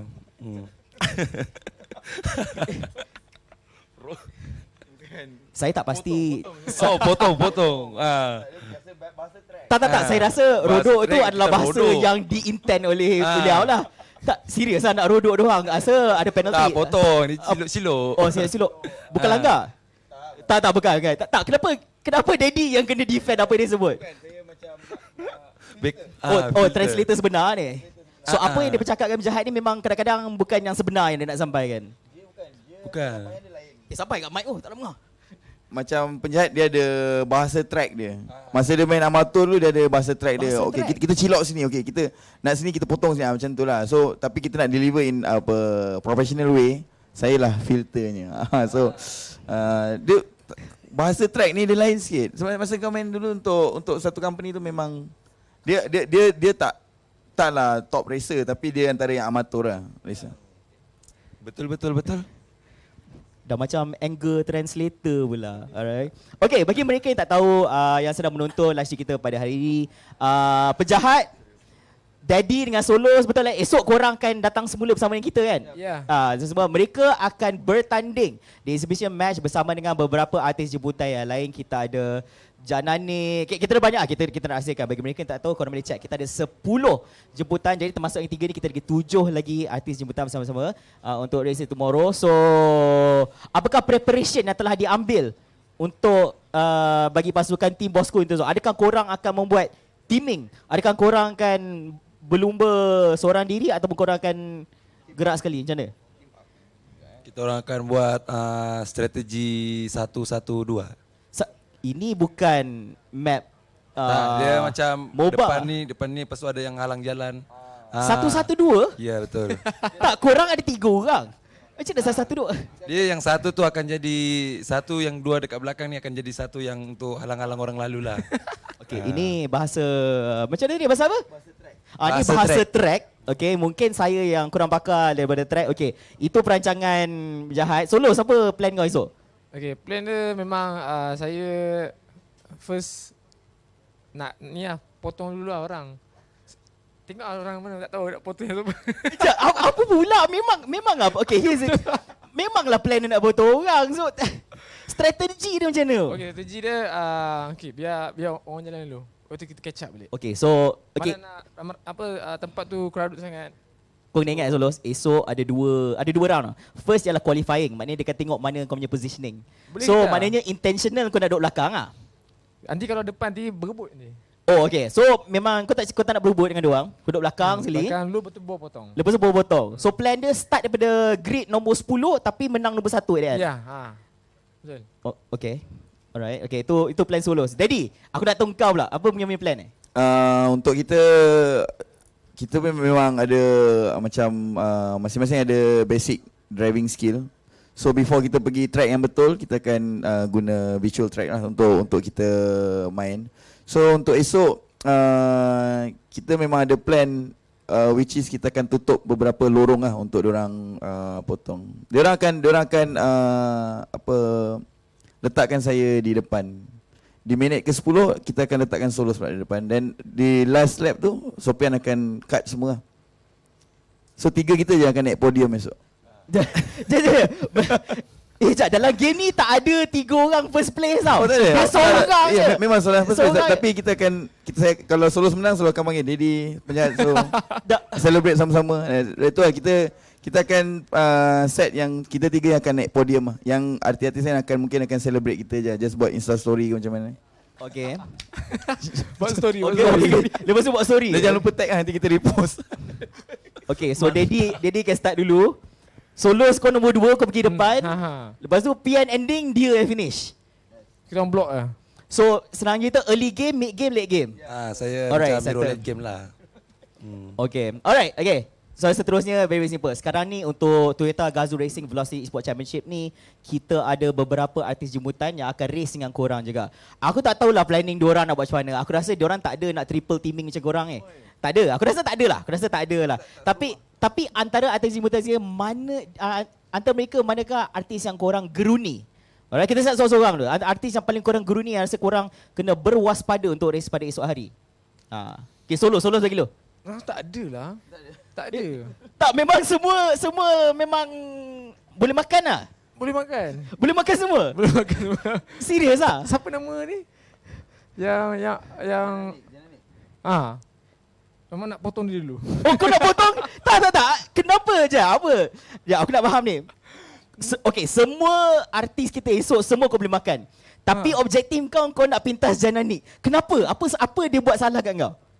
Memang tu target dia, tak tahu. Itu aja. Tak, apa masalah tim bosku ni? Co-player diorang ni dia nak shutdown core player dulu. Okay, mari sekarang ni korang nak admin yang core player untuk tim Toyota ni, kita ada Jananik So target dia lepas pintas dia lah. Pintas dia, yang lain kita pintas lah. Lain pintas lah. Tapi kau pintas dia dulu. Dia kalau dah pintas dia, yang lain tu mesti automatic boleh punya kot. Okay, adakah Solo tengah cakap Jananik kira kalau kau boleh beat Jananik, maknanya kau boleh beat semua orang lain? Kau macam tu. Oh, kau macam tu lah. Oh, aku tak sangka. So Jananik ni boleh dikira number one contender untuk artis kita esok bagi tim bosku, okay? Okay, Daddy, siapa kau punya number one enemy of the state untuk artis esok? Kita bagi escape penjahat dulu. Azinya. Siapa? Wania Serita. Rasanya saya nak blok jalan Wania Serita tu lah biar dia tak boleh potong siapa-siapa pun. Jap, kau tak nak pintas dia, kau nak blok dia. Sebab saya kan hero late game. Nanti late game saya pecut habis. Biar dia rombolas. Saya risau dengan jemputan-jemputan kita dari tim bosku ni. Objektif mereka agak nakal sedikit. Okay, Daddy, kau lah last. Okay, siapa antara artis jemputan kita esok, siapa yang paling kau geruni? Antara 7 tu terus terang saya memang sangat-sangat menggeruni rakan saya sendiri.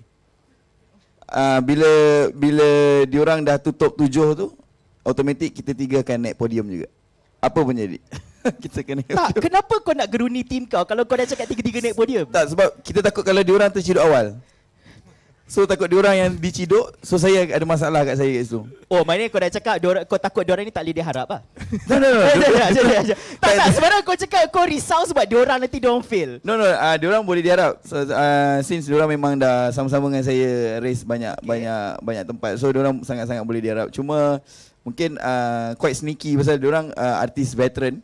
Kita artis baru kan, newcomer dekat sini. So mungkin diorang dah lebih mengenali track lah. So macam kita baru nak tahu selok-belok track tu. Tapi kita akan cuba kurangkan masuk pit stop lah. So saya akan Apa kurangkan masuk pit stop? Pit stop, ya. Pit stop. Esok kena masuk minimum sekali kan? Kena masuk pit stop bro. Kena, wajib. At least kita akan hantar wakil je untuk hantar pit stop. Weh, mana boleh? Wakil kita je akan masuk pit stop. Yang kita dua akan terus berlumba. Saya merasakan pihak organizer lupa nak briefing kepada tim bosku. Korang tak boleh seorang wakil masuk pit stop. Tak boleh. Semua kena pit stop sekali. Pit stop tu yang tepi tu, tukar tayar, tukar apa tu. Weh, takkan racer tak masuk pit stop? Weh. So, lupa dulu accident, lepas tu hilang ingatan kejap. tapi to be honest, memang 7 tu pada kita okey lah. Kita boleh kalahkan since lap ketiga, insyaAllah. Kita akan tinggalkan orang di lap ketiga. Okay. Kenapa ketiga korang set objektif ni? Dan berapa lap total esok? Sekolah esok berapa lap semuanya total? 10. Kita ada 10 lap. So 10 lap. di lap ketiga kita akan nampak diorang akan start surrender, initiate surrender kan. Flag putih. Flag cakap sorry. Sebab kita punya number kan DH89 S Solos 93 dengan berapa tadi? XK berapa? Tak tahu. SK77. Dia memang tu nombor 3 kereta tu memang akan menghantui diorang lah. Sentiasa macam, uish. Kalau dalam lap ketiga mana-mana ataupun kesemua pasukan bosku tak berjaya untuk pintas, macam mana? Kita akan make lap ke-7. Kenapa lap ke-7? Sebab kita bagi dia rasa 4 lap tu untuk kita dapatkan balik sinergi tu lah. Alright, faham. Okay, soalan seterusnya lah. Okay, kita get back on track. Okay. Sekarang ni tim bosku tahu kan bahawa atlet jemputan kita pada esok hari pernah bukan sahaja melalui sim racing, mereka juga adalah pernah melalui driving track yang sebenar. Alright, adakah ini menjadi satu disadvantage untuk pasukan bosku ataupun tim bosku memang pernah drive dekat track sebelum ni dan mempunyai kelebihan yang sama bersama dengan mereka? Macam saya dan Sopian sendiri, kita berkenalan daripada zaman sebelum e-sport lagi. So kita pernah sama-sama dalam satu track di Pasir Gudang. So kita dah biasa dengan track punya vibe lah. So kita dah faham dekat mana beloknya, dekat mana advantage-nya, disadvantage-nya. So kita berdua kita pun dah biasa dengan mesin yang disediakan oleh Toyota. So pada saya semua orang boleh menang. Dan kita 3 orang akan menang dulu. Betul. Aku tak tahu sama ada kau memberi semua orang kau memberi harapan kat semua orang tapi korang cakap korang boleh menang. Okay. Alright. So objektif tak, sekarang ni Daddy cakap yang dia dengan SKM Jahat diorang ada experience. So sekarang kau macam mana? Daddy tak backup kau. Daddy backup diri dia dengan Jahat. Tak, sekarang kau macam mana kau nak settle kat lah? Ada kelas mandu itu pergi. Kau kelas mandu mana Sungai Buloh? Mana? Mana? Kelas mandu apa? Ada lah, rahsia belum betul. Okay, Solos ada melalui training rahsia. Training rahsia kelas memandu. Berapa minggu kelas ni? Lama, dalam 2 minggu, sebulan macam tu lah. Tunggu L macam tu lah. L? L kan?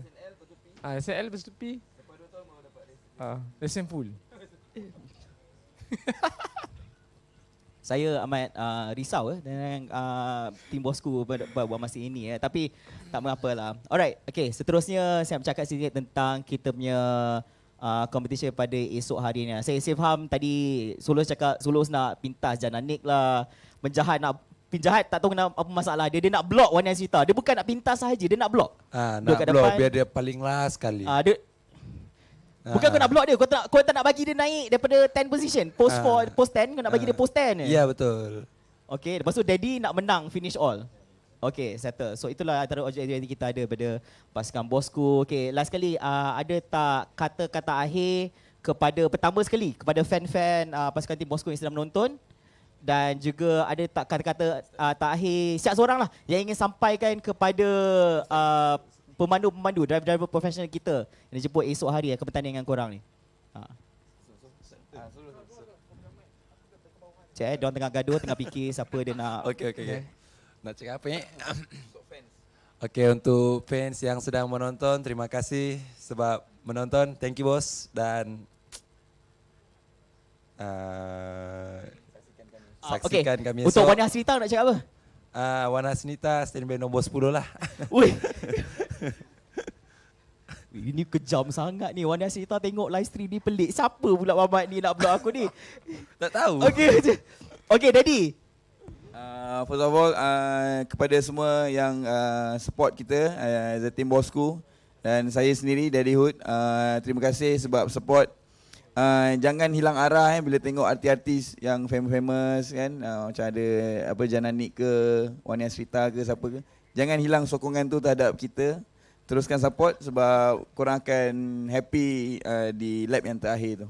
Nampak tak? So untuk Toyota GR Velocity, kami ingin mengucapkan ribuan terima kasih sebab sudi jemput kita orang ni yang masih baby lagi dalam e-sport. So hopefully kita akan teruskan dengan banyak lagi kerjasama akan datang lah insyaAllah. So next, Sulus. Okay, untuk apa fans Okay, thank you semua yang dah datang hari ni tengok. So besok pun jangan lupa untuk tengok kita orang juga. Kita nak race besok. So mana yang request untuk saya Cilo apa? Jananik tadi. Jangan lupa besok kena datang tengok So thank you semua yang support sampai ke sekarang and thank you juga Toyota and Velocity yang bagi buka peluang ni untuk kita join. Thank you semua.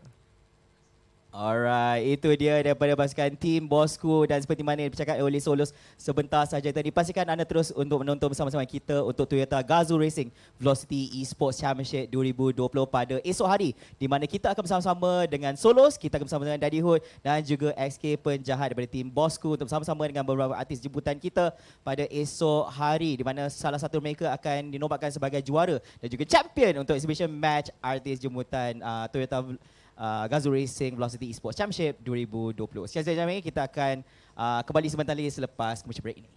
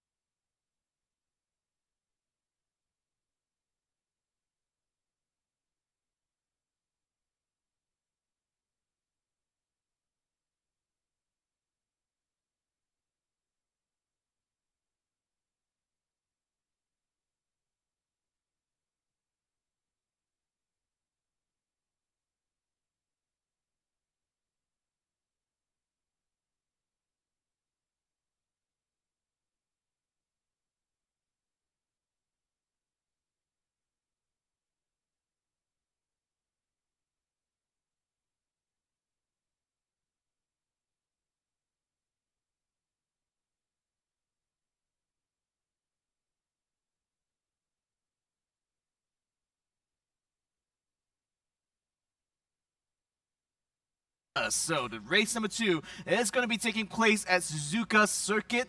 It is a world-famous GP circuit. The car they're going to be using here is the Toyota Dallara SF90 Super Formula. That's the same car that they use for the Japanese Super Formula series. So you know that the racing here is going to be very, very tight. Given that the car is open wheel, you're going to be seeing lots of speed through a lot of the corners, lots of downforce here, so the drivers will be able to pretty much pinpoint the car to exactly where they need to, and they will have to do that because they will need to make the overtakes work out in this reverse grid format.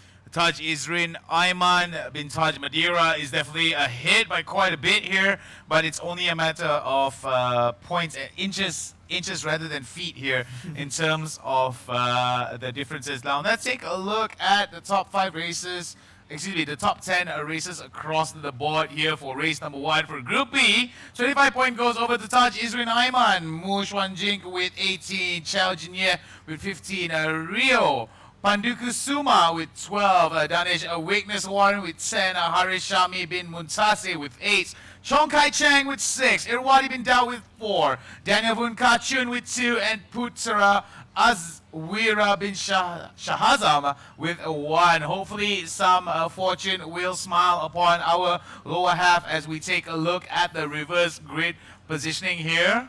Putra Azawira, bin Shazam now on first place. It is going to be a bit of a pick here. The lower 5 now on the upper 5, and the upper 5 down to the lower 5 indeed. Taj Isrin has got quite a bit of work cut out for him. 9 other races in front of him for him to compete with in order for him to secure that big points. Yeah, but again, like Taj Isrin doesn't really need to go for the win here. He just needs to get himself up into the top 5 for this second race here, and he will be able to have enough, I believe, to get into the grand finals. But really, the race is very different for those who are going to be starting on the front of the grid here. But less about that. Let's talk a little bit more about the track. They're going to be racing on Suzuka Circuit. It's reverse grid. We're going to be racing for 18 laps, and the tire wear and fuel consumption is 10x and 5x respectively. The car of choice here is this Super Formula car. It looks, sounds, and acts exactly, almost exactly like an F1 car. Maybe not as powerful, but certainly just as fast. And this is certainly the weapon that they will have to use here, especially through some of the tough and technical sections here on Suzuka Circuit. 5.8 kilometers is a very long track, but they wouldn't feel it that much, especially in a car that is this fast. The laps will just basically whiz by them very quickly. And I mean, once you have the other races on the road as well, you know that the racing is going to be pretty dang tight. It's going to be a good one here as we're going to be witnessing these players, excuse me, these races go up against one another. What are some of the caveats that they need to be wary about when it comes to be driving around Suzuka Circuit, Victor? Well, I think for one, that first turn can catch out a lot of people too easily if they try to go for the late braking. So I think most drivers will try to play it a little bit safe, breaking into that first kink. Immediately after that, the S's, they have to be very smooth and consistent through there, or else they'll lose a lot of time. Then, of course, you know, the final sector immediately after Spoon, that's going to be where a lot of the overtaking moves will be set up. So it's very crucial for them to be able to get a good exit out of Spoon, and also to be able to brake as late as possible for the Casio chicane. And yeah, that pretty much covers it there. But you're going to be expecting to see a lot of attempts at overtaking on this track, because Suzuka is just one of those tracks that is really conducive to some good action-packed racing. I'm looking forward to seeing what our drivers are going to be bringing to the table here as the final race qualifier for today is going to go underway in a while. Here we go. This is going to be the semi-finals qualifying round for race number 2.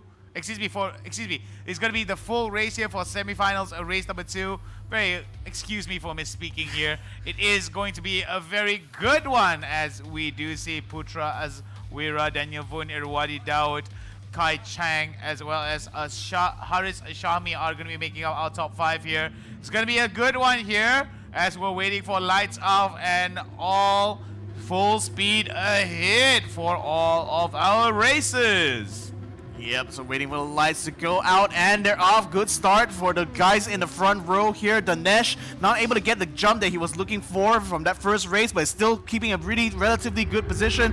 With Rira right now trying to scrap against a few. They're going 3 wide through that first turn there, and Puja Azwira is going to be able to stay ahead here of Jen Ye as they come through the chicanes, and yep, indeed, Puja Azwira will be up into P5. Danesh still holding the P4, but the top 3 right now, Kai Chang, Daniel Boone, and you're already down. They're still going to be able to pull ahead here with Danesh, and they can continue to scrap all the way towards the Degner corner. Now the drivers still very close to each other, so they have to watch each other's breaking points here. Degner is going to be very fast king, so they have to be very mindful about what the other guy in front is doing, but it looks like they all kept it pretty nice and tidy there as they come in towards hairpin.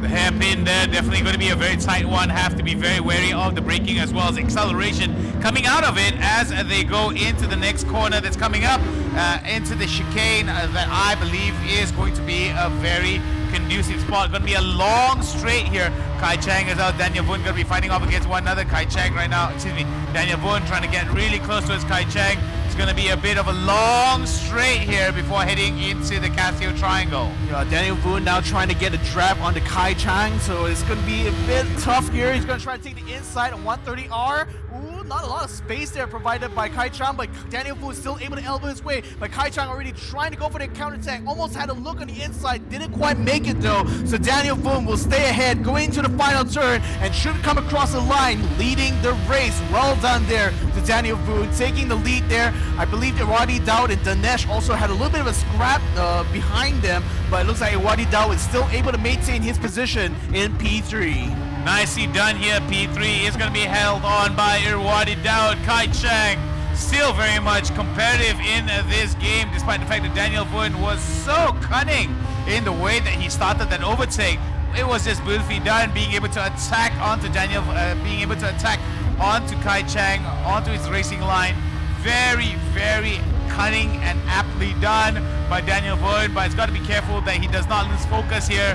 Lap number 2 is underway as we watch here. Kai Chang right now slowly trying to get back into this race and trying to steal back position number 1 away from Daniel Boone. So one thing I'd like the viewers to be able to note is that overtake button right on the bottom there. That actually expends more fuel on the car and allows it to take a boost. You can actually see an indicator on top of the vents that actually indicates whether or not they're using their overtake mode. So when they do that, you actually get a boost in power that's actually going to be able to help them catch up or at least close the gap between them and the rival. So after that point, it's really up to how to position the car in order to be able to make an overtake. For now, though, it looks like the top 3 there is still looking very, very close. We're still watching Jen Ye right now on board with him and seeing them on ground as well. That's actually Danesh who's on your screen right now. He's still trying his best here to keep up with the top 3 here. He really wants a gun for that win in race number 2. Yeah, definitely.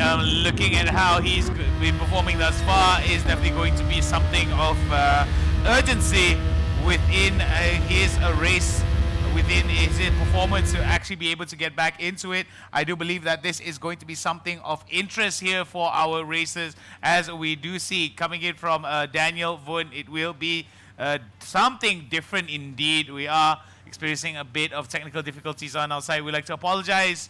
I don't know what is happening in terms of yeah, okay, and we're back, I think. Yeah, Dinesh right now in 4th place. Going to be very good here for him. Might be Irwadi Dowd in his crosshairs. Looking towards getting it off, hitting in a little bit of the apex here. Nicely done coming out from that turn. Long bit of straight here before going into the hairpin. And this could be where he catches up a little bit towards Irwadi Dowd. I mean, for Dinesh, it's pretty much going to be marginal gains that he can try to build up over the course of a Grand Prix here. So he's going to try to cut a little bit aggressively through some of these corners, maybe get a better entry or better exit through a spoon or the first turn.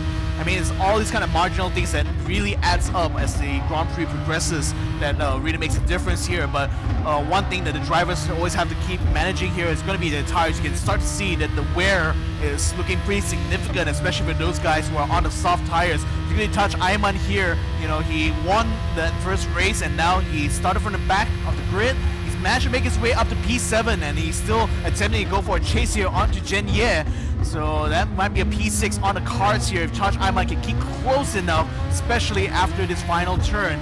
Now the draft is going to be very important here, especially with all the cards being equal and battles of performance being turned on for this race. You really have to find every last opportunity you can to just gain an advantage over your rivals. 18 laps is going to be our schedule. Total laps, 4 already in the pocket, 14 laps to go. And you see that Taj Aiman has covered a lot of ground here. From 10th position, he is going to go up to 7th position. Definitely working in his favor here. However, another 6 more races he has to be wary of here in the form of Jenya, Jink, Irwadi Daud, Kai Ching, and Daniel Wood if he wants to get back into this game. Taj Aiman now trying to get closer and closer towards Jenya and push him to his limits. Yeah, so Daniel Boone at this point now is basically in command of the race. You know, it's really him that's going to be determining how the pit strategies are going to unfold. And having a gap of 1.7 seconds, that's more than enough here for him to maintain a comfortable margin. So now he's just going to be thinking more about how he's going to be managing his tires, when he's going to try to come in for that pit stop. He is on a soft tires though, so I think it's quite likely we'll be seeing a stop somewhere around the 8th or 7th lap. It really depends on how much Daniel Wu has been pushing throughout this race so far. But in any case, you know, for the rest of the grid here, we are also keeping close tabs on Taj Aiman. I really want to see if he's going to be able to bring a battle now for P6 pretty soon.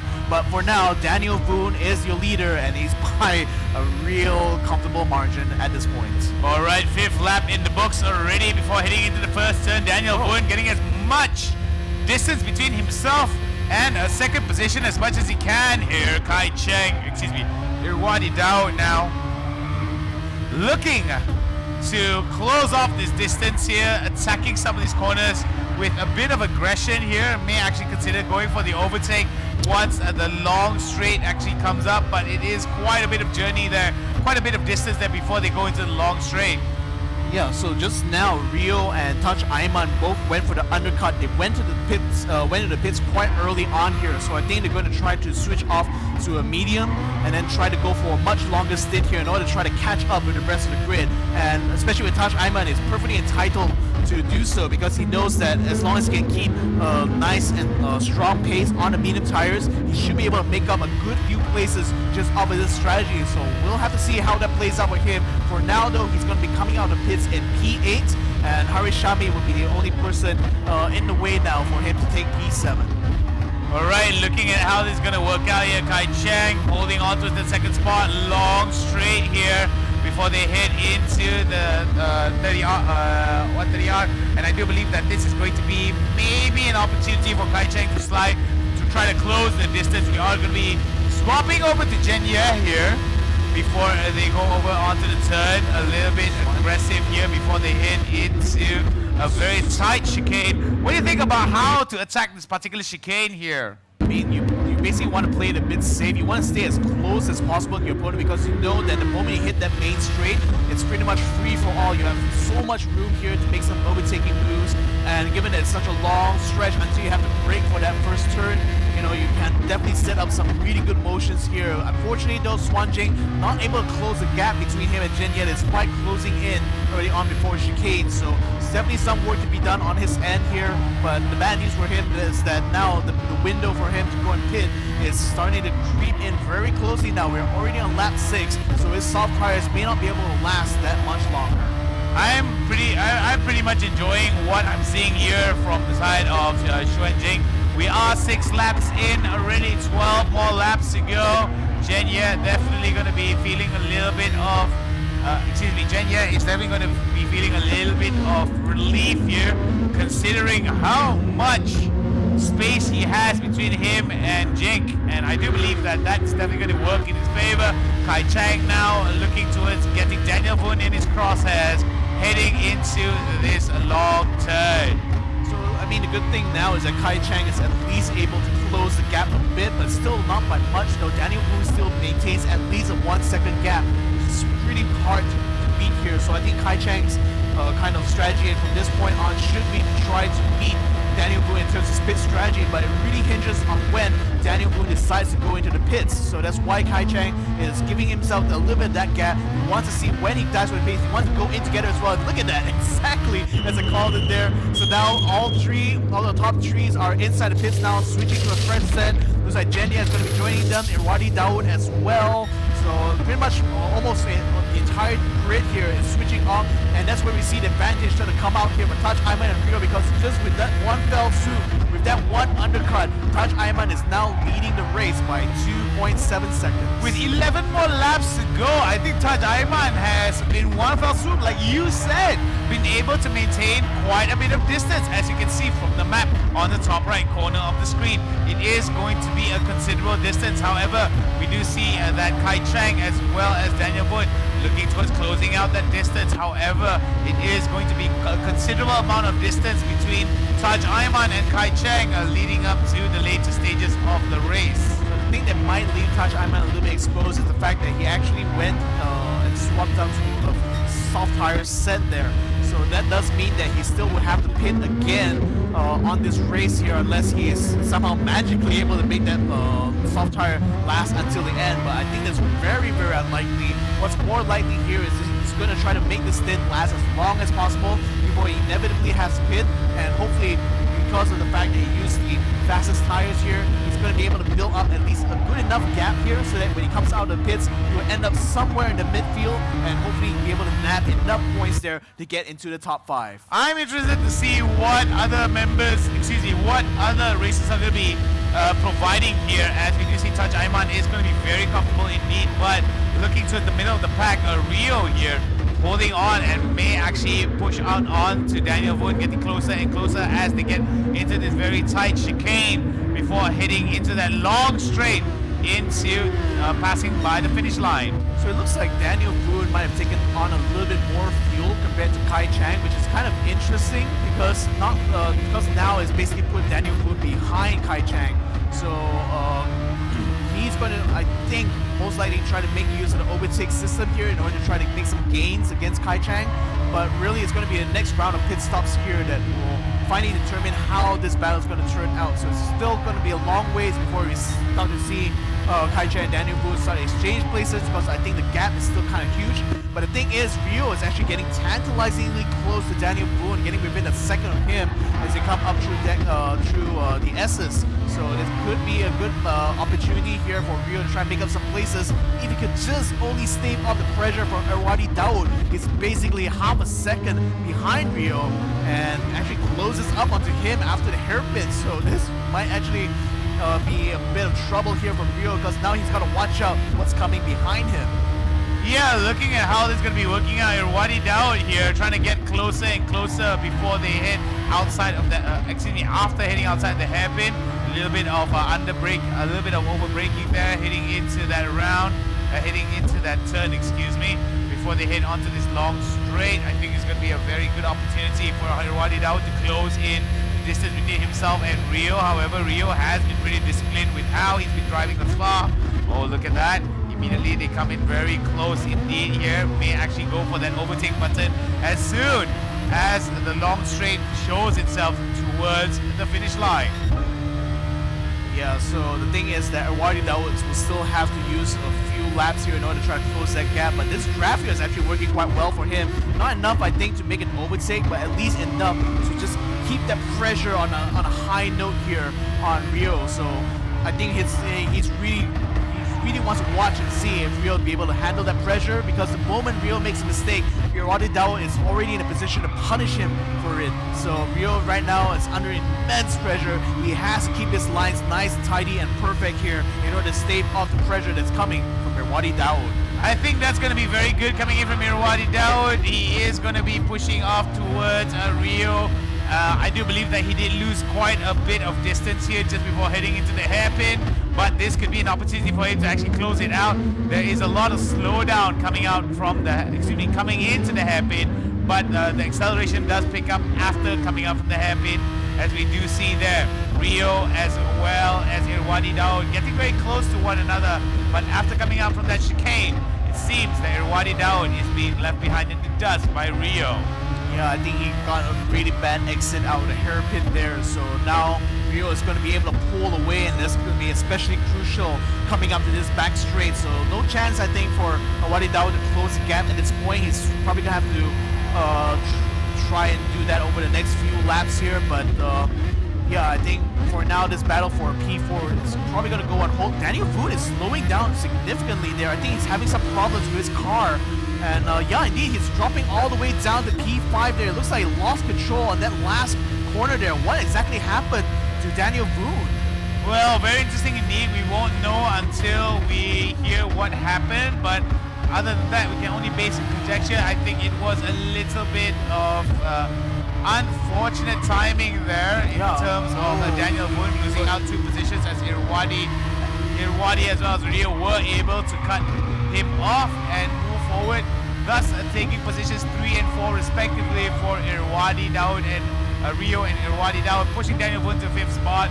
He is pretty much in a very comfortable spot in the middle of the pack. However, looking at how this is going, Rio and Daniel Boone going off against one another. I think Rio is having trouble trying to keep his braking points under check there, especially through Degner. So Daniel Boone is actually able to close in there, especially,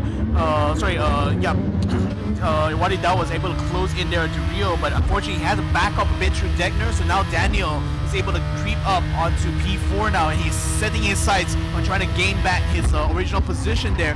But first he needs to be able to get past Wadi Daoud, and looks like Wadi is very much aware that he's taking a very defensive line through the spoon curve. Now coming out towards the back straight, he wants to ensure that he keeps Daniel Boone inside his mirror here, making sure that Daniel doesn't find an opening, especially through the chicanes here. Daniel Boone's trying to close in a bit. He's going to have a little bit of a look. Oh, going for the late break here. True Casio corner, and Daniel Boone might have left the door a little bit open here for the second corner now. Now Fine coming through the final corner. Wadi Dao does have the inside line, but Daniel Boone, he's putting the pedal to the metal now, trying to get to up to top speed here. He's going to try to use as much as he can in order to get up to this first turn, but it looks like Wadi Dao beats him to the punch, outbreaks him, and stays in front, getting up into P3. Very nicely done here, as we do see quite a bit of interesting turn of events. 7 more laps to go, as we do see, and I think Taj Ayman there into the pit, if I'm not mistaken. Yeah, he did. He went into the pits now. I think he's down into P9, perhaps, but we'll have to see later on as the leaderboard updates. But this is kind of the risk you do when you do the undercut, because you kind of compromise your next stint, especially when you decide to go on the soft tires. So I think really he's going to be looking at this stint here, probably on the medium tires, in order to try to make up positions here. So again, for him though, it's looking at that. He's looking at this race and the long term here. He knows that there's several guys in front of him who are still yet to pit, so he knows he still has a chance to work his way up the midfield.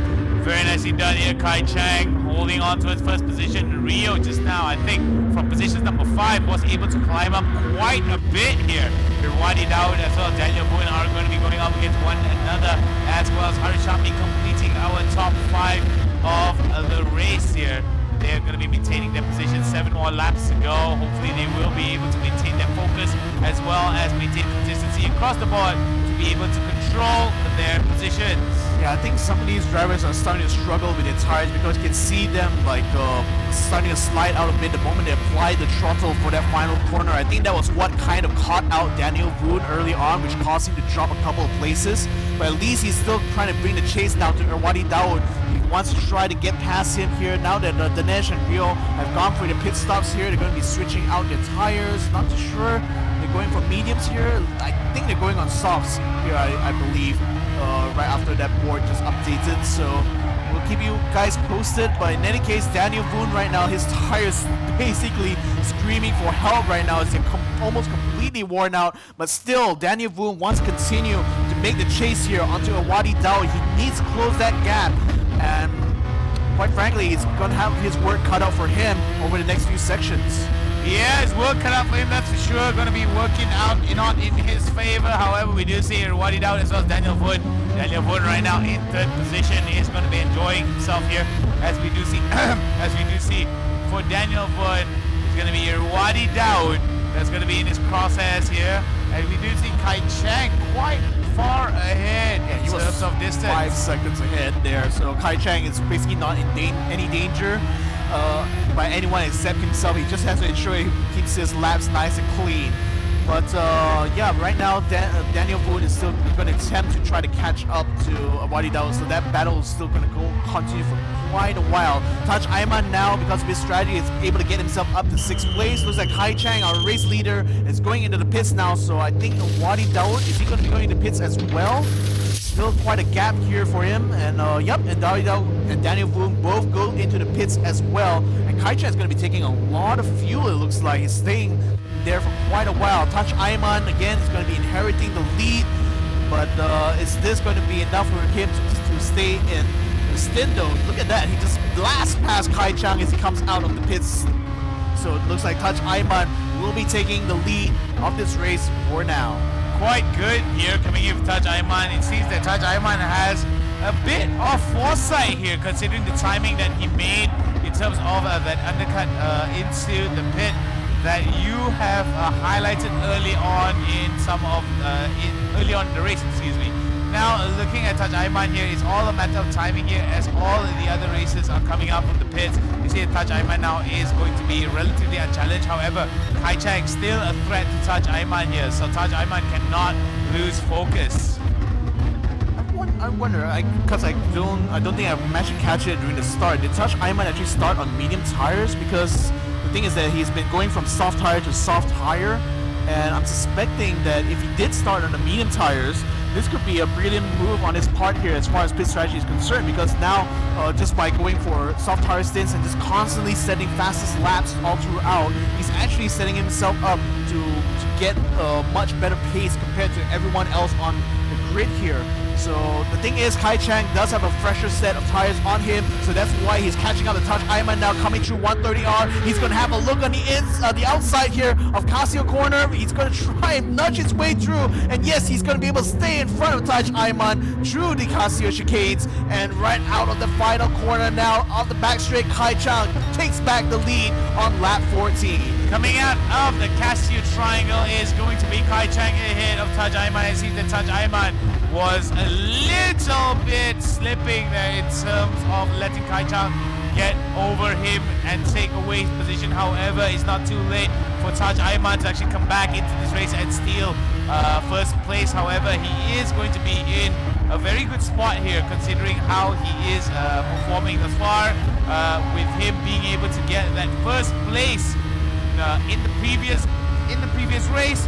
Is definitely going to be in his favor here, even if he makes it into the top 5. Yeah, so the thing is that, I mean, if he's still able to keep this pace up, even on the soft tires, I think he might actually be able to make it to the end. So this could be an interesting thing here, because he has a 5-second gap to Rio, so as long as he's not losing out too much time per lap here, I think it's still possible that he could actually see a P3 or perhaps even a P4 finish for him, so long as Rio and Wadi Dao don't actually catch up to him too quickly first. Meantime though, Daniel Boone now continuing his battles here. This time it's going to be against Dinesh, who's right now in P6. They are coming around the Spoon corner right now. It's absolutely imperative that he gets a good exit out of Spoon, and indeed he does. He keeps it very close to Dinesh, so now he should be able to get the draft through, but he doesn't have a lot of fuel on him, so it's actually a lot lighter here, I think, compared to Dinesh, because he's already catching up so rapidly towards the 130R.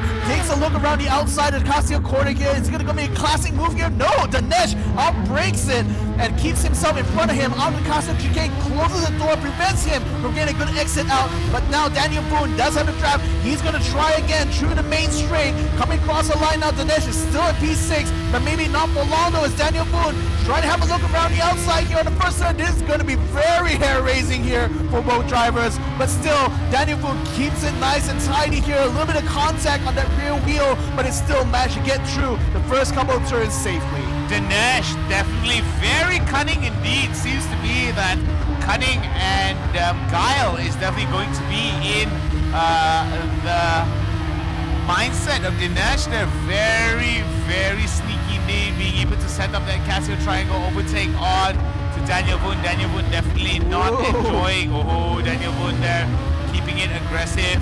Dinesh definitely doesn't want to have someone like Daniel Boone behind him. However, Daniel Boone's showing his prowess as well, pushing it up against Dinesh and trying his very best to throw him off a little bit and pick up on the draft. However, Dinesh definitely feels a little bit of urgency with the amount of threats that coming in from Daniel Boone. Decides to actually get as much space between him and Daniel Boone as possible. Yeah, so the thing is that Daniel still has to keep a bit of gap, I think, between him and Dinesh when it comes to Zegner, because it seems that Dinesh breaks a little bit earlier compared to him, so it's definitely not a good place there to come together, especially given the speed. So Daniel Boone now trying to make use of his back straight here to get a lead on. He's going to go for round 2 here of this battle for P6. Will he be able to outbreak Dinesh again? No, he does not. Dinesh is going to be able to still stay ahead here, True Casio, but Daniel Boone this time he knows that he can get the trap up at Dinesh coming out of that final turn. He's going to be coming up alongside. Can he get P6 before he gets out to the first turn? Looks like no, they will still be more or less side by side, but Dinesh just a little hair's whip is still going to be able to stay ahead of Daniel Boone coming through the first 2 turns. Now Dinesh needs to be able to keep Daniel Boone behind him through the S's, not giving any opening at all. This is going to be very crucial. He has to keep it nice and tidy through these lines, and Daniel Boone is just holding on to the back end of him like, man, like almost as if he's held on by glue, pretty much. Last 2 laps remaining. Daniel, what are you trying to do there? Trying to go on the grass in order to try to overtake Dinesh, but still, that's a very risky move to do at that spot there. But wisely, he decides to back off there, give Dinesh a little bit more room. He's going to try again for sure once again up to the back straight after smooth. Looking at how Daniel Boone has been very aggressive towards Dinesh, I'm quite surprised that Dinesh is still able to keep his cool. It has been lap after lap of Daniel Boone giving threats towards Dinesh. However, Dinesh was still able to maintain his head and maintain his footing onto the 6th spot. However, in these next 2 laps that's coming up, it could be all or nothing for Dinesh if he slips focus. So the thing is that he gave quite a bit of gap there coming out of Spoon, but he's still able to catch the trap off of Dinesh here. This time though, it will be a third time a charm here for Daniel Boone. He's able to stay a little bit ahead. Dinesh still able to outbreak him throughout, but the thing is now he's facing pressure from Swan Jing, who is now caught up to them. But looks like that, I think Dinesh actually got a little bit loose there out of the exit. And sorry, that was Daniel Boone, I think, that got a little bit loose on the exit, so he's not able to keep up with Dinesh coming out of that final corner. He's still able to get a trap, but I don't think that's going to be near enough. Oh, he goes for a very aggressive contact there against Dinesh, but Dinesh now going a little bit wide. Oh, Daniel Boone trying to slip in from the inside, but now he is able to stay ahead there as he comes through the S's. What a move there from Daniel Boone. Daniel Boone showing what is up and leaving Dinesh back in 8th spot, and it seems, oh my goodness, Jenye gets ahead as well, and we see Xuan Jing as well. Oh my goodness, Dinesh, as we do see it, all or nothing. It is going to be dropping in shambles here, but I do believe that Dinesh will still be able to show his cunning and his ability here if he so chooses, but it's got to be considerably wary here, getting into hairpin and seeing the amount of races in front of him. Yeah, there was I think a big misplay there, I think, by Dinesh coming out of that final corner. I mean, I couldn't exactly catch who was that who went loose in that final corner, but I think it was Dinesh there because his tire wear is really looking very, very bad for him. So now he's lost a couple places there, and only 2 laps to go. I think it's going to be a very long shot for him to be able to get up into that top 5 position for this race. But nevertheless, Swan Jing now is trying to get the chase on to Jen Ye because P6 is still on the cars. Daniel Boone is still holding in that position. But look at that, Swan Jing closing in very close to Jen Ye, coming through the Casio chicane. Will he be able to get a good trap out the main straight though? It looks like he doesn't get quite a good exit out of the Casio chicanes. Very interesting indeed here. It's going to be the final lap, and this is all or nothing for some of our races moving forward. We do see here, I think it's going to be very aggressive to watch from some of our races heading into the final few turns. Heading into this final lap, We do see here coming in from some of these races quite a bit being offered here from Jake, as we do see is going to be in the middle in front of him. Going to be interested to see whether or not Jake will be able to go for the overtake and try to be as aggressive as possible in terms of how he sets it up. Well, the thing is that for Swan Jing, at least, it's actually perfectly fine for him to play it safe here because at least he's only about a 2 points difference from Jen Ye should this be the final result. So, I don't know, we'll have to see how the battle turns out. But in the meantime, Kai Chang has been commanding this race throughout. He stays ahead of Touch Aiman and is coming in through his final lap, his final run here to 130R. This has definitely been a very good race for him, and he's going to be nabbing a lot of points as a result. So I'm really hoping to see that this is going to enable him to get into the top 5. Touch Aiman, you know, he climbed up from the back of the grid all the way to second place just through pit strategy alone. Brilliant move on his part. Kai Chang now sees the checker flag. He takes it. The win now in second race. Touch Aiman taking to the P2. Rio will round out the podium here in P3. Wadi Daud will be coming across the line now after the final turn. That's going to be P4 for him. Haishami has a 2.5 second penalty, but it still takes P5. Oh, no. Does he? Yeah, he does. Daniel Boone will come in P6. Jenya in P7. Swan Jing in P8. Dinesh, man, what a shame there. He's only going to be able to finish in P9. And Putra Asmira, you know, I mean, it's pretty much better luck next time for him, but he's going to be able to come in last minute here and will take P10. Well, it is going to be a good race here as we come into the end of this race. Let's take a look at the results here. It's going to be a big victory.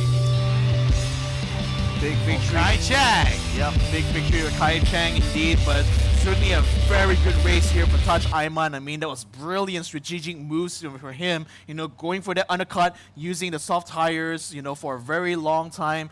And that's right, just basically setting fastest lap after fastest lap that basically enabled him to climb himself up the field. He finishes in P2, so well done to him indeed. He's certainly going to be inside our top 5 for Group B. It's going to be a good one here as we're going to come to an end for this race for today. I don't think we have any more races in store. However, we have quite a bit more in store tomorrow. However, before we call this show to a close, we still got some points to actually tabulate and announce as well. It's going to take a while first, so we're just going to have to wait for them to get the official results out before we'll be able to announce it. But for now, I think things are definitely looking good for Taj Isrin, Mu Xuanjing and Chao Jinye. They finished somewhere in like P7 and P8, I think. Or is it P6 and P7? So I think that also kind of guarantees that they'll get in the top 5. Now, really, the question is whether or not Rio and Harishami are going to be able to get into that top 5. I think Dinesh, with that really abysmal finish in race number 2, could be in jeopardy when it comes to that top 5. I don't think it's likely he's going to be able to get in, though, given the amount of points that he has at the moment. I'm pretty excited to see what we have in store later on, to see where they're going to be placed up. Remember, tomorrow's going to be finals. We got a show match as well. There's got, a show race. That's exhibition race. I think that's a better term for it. Happening tomorrow. What do you think we have to look forward to tomorrow, Victor? Oh, a lot. I mean, for one, you know, we're going to be running 4 grand final races. It's going to be a full championship, again, with the same points, but it's going to be a full reset. So that means that, you know, everyone's going to be starting from scratch here. We're going to be seeing this is the official results of race number 2. We still have yet to tabulate the championship results to find out who will be in the top 5. But yeah, like I said, Jen Ye finished in P7, Swan Jing in P8, so I think based on points alone, they should be able to get into the top 5. But I'm really curious to see whether or not Harish Shambi's P5 finish here is going to be enough for him to get into that top 5, and I think it's very, very likely. But Wadi Daud actually also finished in P4, so he could potentially also get into top 5. We're going to have to see once the officials have already tabulated all the results, ensure all the protests have been investigated before we can actually get the final points tally. So stay tuned. We'll keep you guys updated on that. But yeah, for tomorrow's races, right, we're going to be running 4 grand finals races as well as 2 exhibition matches. So there's a lot of racing that's going to be happening tomorrow. So I think you and I are certainly going to have our work cut out for ourselves. Yeah, of course. It is the Toyota Gazoo Racing Velocity Esports Championship 2020. Of course, it is expected to see that our work is to be cut out for us, because it's always going to be very competitive. It's always great to see the amount of talent that they are showing here in the Toyota Gazoo Racing Velocity Esports Championship 2020, and I do enjoy a little bit of the talent that they put forward, as well as some of the drama that happens on the track, whether virtual or otherwise. Well, I'm pretty sure there'll be plenty of time for drama, but for now though, we'll be going for a break for advertisements. When we come back later on, we'll be announcing the official results, and we'll find out who will be the next 5 drivers to come to the grand finals. My name is Victor Cax. Joining me here is Nick Harris. We'll be right back after these messages.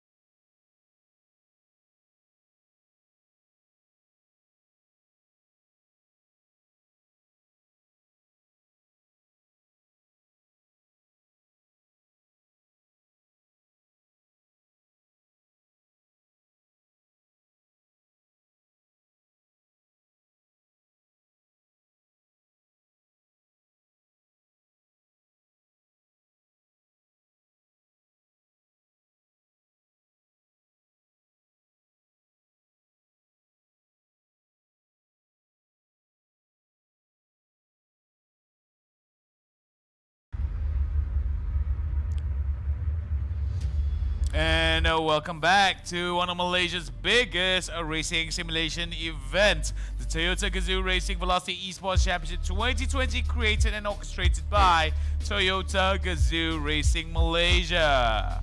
I am Nick Harris, alongside with me is Victor Ang. Great to have you back. Great to be back. And I guess we don't have much to talk about except for the scores in terms of what happened from the previous race. What do you got to talk about now, Victor?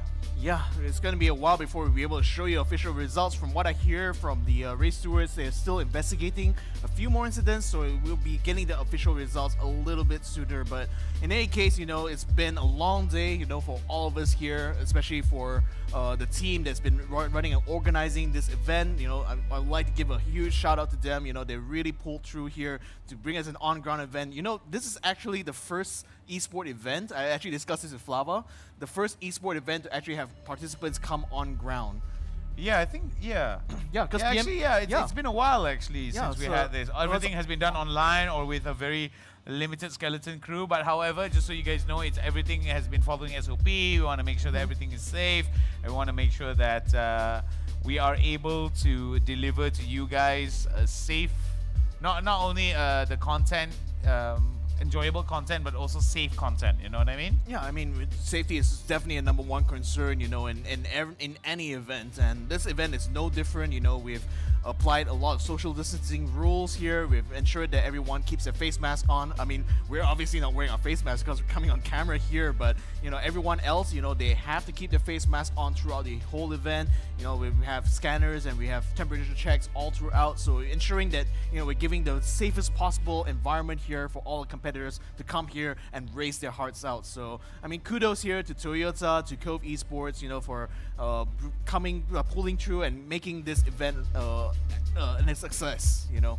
So in any case, when it comes to tomorrow, that's where you're going to be seeing a lot of the real action, because this is where the grand finals is happening. We're going to be seeing the top 10 drivers actually scrap it out in a total of 4 different rounds here. It's going to be very interesting, because let me read you guys out what the track list is going to be like. You guys are going to love this. Yeah.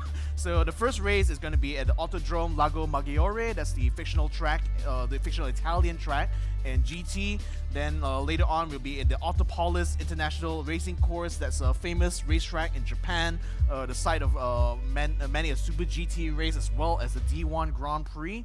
Then next up, we will have the Circuit de la Sarthe. This is going to be interesting. This is a Le Mans track. They're going to be racing the TS050 here. So you're going to be seeing how these guys will be able to perform when it comes to the Le Mans race, or at least a simulation of the Le Mans race, I should say. Then the last but not least, the final race here, it's going to be on Spa-Francorchamps in the wet. Ooh.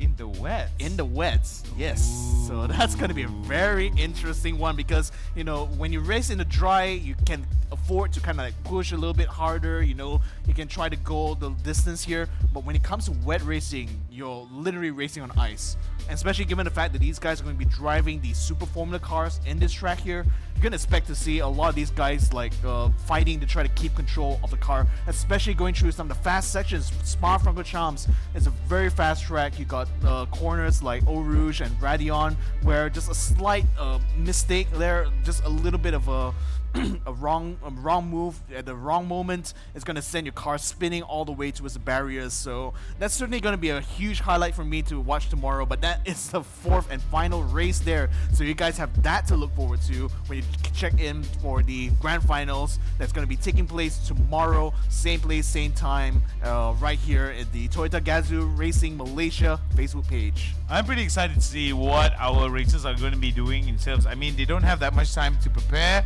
I do believe that tomorrow is going to be D-Day basically for them, right? It's just going to be do or die. I do hope that we are able to see mostly clean races, and do hope that it's not going to be cases of dispute like how we're having here today. However, you know, it is what it is, right? Let's take a look at our results. Break it down for us, Victor, as it reveals itself. This is the final points tally, and yep, indeed, Touch Isrin, after winning the first race and taking second in that second race will be going home with the maximum amount of points, 43 points for him. Chong Kai Chang will be taking 31 points, so he is going to be the top 2. Rio Pandukusuma will be taking top 3 here with 27 points. Chao Jin Ye will be going in the top 4 here with 22 points, and Mu Swan Jink is going to be running up your top 5 here for Group B with 21 points. Harishami bin Mutasir, despite having such a good performance in race number 2, didn't quite make it to the top 5 here, but he only missed out by 3 points, so that's such a slim margin, but that was enough there to force him out of the top 5. A huge shame, but certainly really good for the future here, because he can definitely come back much stronger after this. And well, for the other races here, Wadi bin Daud unfortunately only had 16 points to his name. Danesh Wiggins-Maran, after an abysmal second race here, unfortunately is going to be only able to post up best top 8 result here with 12 points. Daniel Voon Ka-chun rounds it up with 10 points, and Putra Azwira bin Shahazam only has 2 points to his name. So congratulations to the top 5 here for Group B. Taj Isrin, Chong Kai Chang, Rio Pandukusuma, Chao Jin Ye, and Mu Swan Jing will be going into the grand finals here, joining our Group A top 5 as well. So this is your grand finalists that will be taking part in tomorrow's grand final races and competing for the 70,000 ringgit total prize pool. Remember, the winner will represent Malaysia, carrying our Jalur Gemilang with pride over at the Super GT Cup Asia Pacific Regional Qualifier. Winning that as well will bring them closer to the global stage. I don't know about you, but it's going to be an exciting times. It's definitely going to be very revealing indeed to see who amongst these 10 people could be a world champion. I mean, that's one thing to look forward to, and I especially like the fact that the grand finalist grid right now is representative of a lot of different states here. We got races from Penang, from Perak, from Negeri Sembilan, all inside there. So you really know that this is a national level tournament here. You're literally seeing some of the best drivers in Malaysia right now competing in this grand finals. How cool is that? Yeah, it's going to be very cool indeed. And of course, all of this would not be possible, if it not for our sponsors, Toyo Tires, Denso, and Toyota Racing Development. Not forgetting our event partners, NK, Drive Energy Drink, and Motis. Do you have anything else to say before we call it a close for our broadcast, Mr. Well, we Victor? still have quite a while to go. Oh, we still got quite a while. So, but in any case, I like reminding you guys that we're still running the giveaways here on the live stream. So today, I hope the lucky winners here are going to be receiving the prizes, but then tomorrow there's even bigger prizes in store for you guys. So let me tell you guys what's going to be up for tomorrow's giveaways. So they're going to be giving away 1 unit of the Apple Airpods Pro. That's pretty good. They're going to be giving away a Sony PS4 Pro. And for the car guys out there, they're giving away 4 pieces of the Toyo Proxys TR1 tires. You're literally going to be winning a real set of tires to put on your real car from a virtual event. How cool is that? Yep, and I think that's going to be an awesome one. I don't know how they're going to be being able to actually fit it in the mailbox, but hey, it works some way or another. They'll find a way. They'll find a way. Toyota is a big company. I'm pretty sure there are a few smart guys in there who can successfully figure out a way to stuff a bunch of tires into a mailbox. I'm pretty sure they can. I mean, it is, of course, a feat of engineering to see such powerful machines to be developed by Toyota itself. It's always great to have so much all of this basically being prepared for us, and of course being given all to you guys at home. So thank you guys for watching. Make sure you guys tune in tomorrow as well. Do you have anything else though? Are there anything else to cover? Have we done everything else? The checklist has been checked out already? I think that's pretty much covering it so far for us from here. So I thank you all so much for checking out this live stream. It's been an honor to be able to cast this Toyota Velocity Esports Challenge. It's been the 3rd year running for all of us here, so it's been a wonderful period of time here. So thank you all so much for checking out this stream. My name is Victor Cax. Joining me here is Nick Harris. We're going to be handing it off to our host, Flava, who is, I believe he's waiting right now to close off this entire show. So thank you all so much for watching. We'll be seeing you very soon, I think. I'm waiting for the queue, waiting a little bit. But yeah, in that case, so thank you all so much for watching. We'll be back later on tomorrow to cast for you the grand final races, so that you have to look forward to. So until then, we'll see you guys in the next one.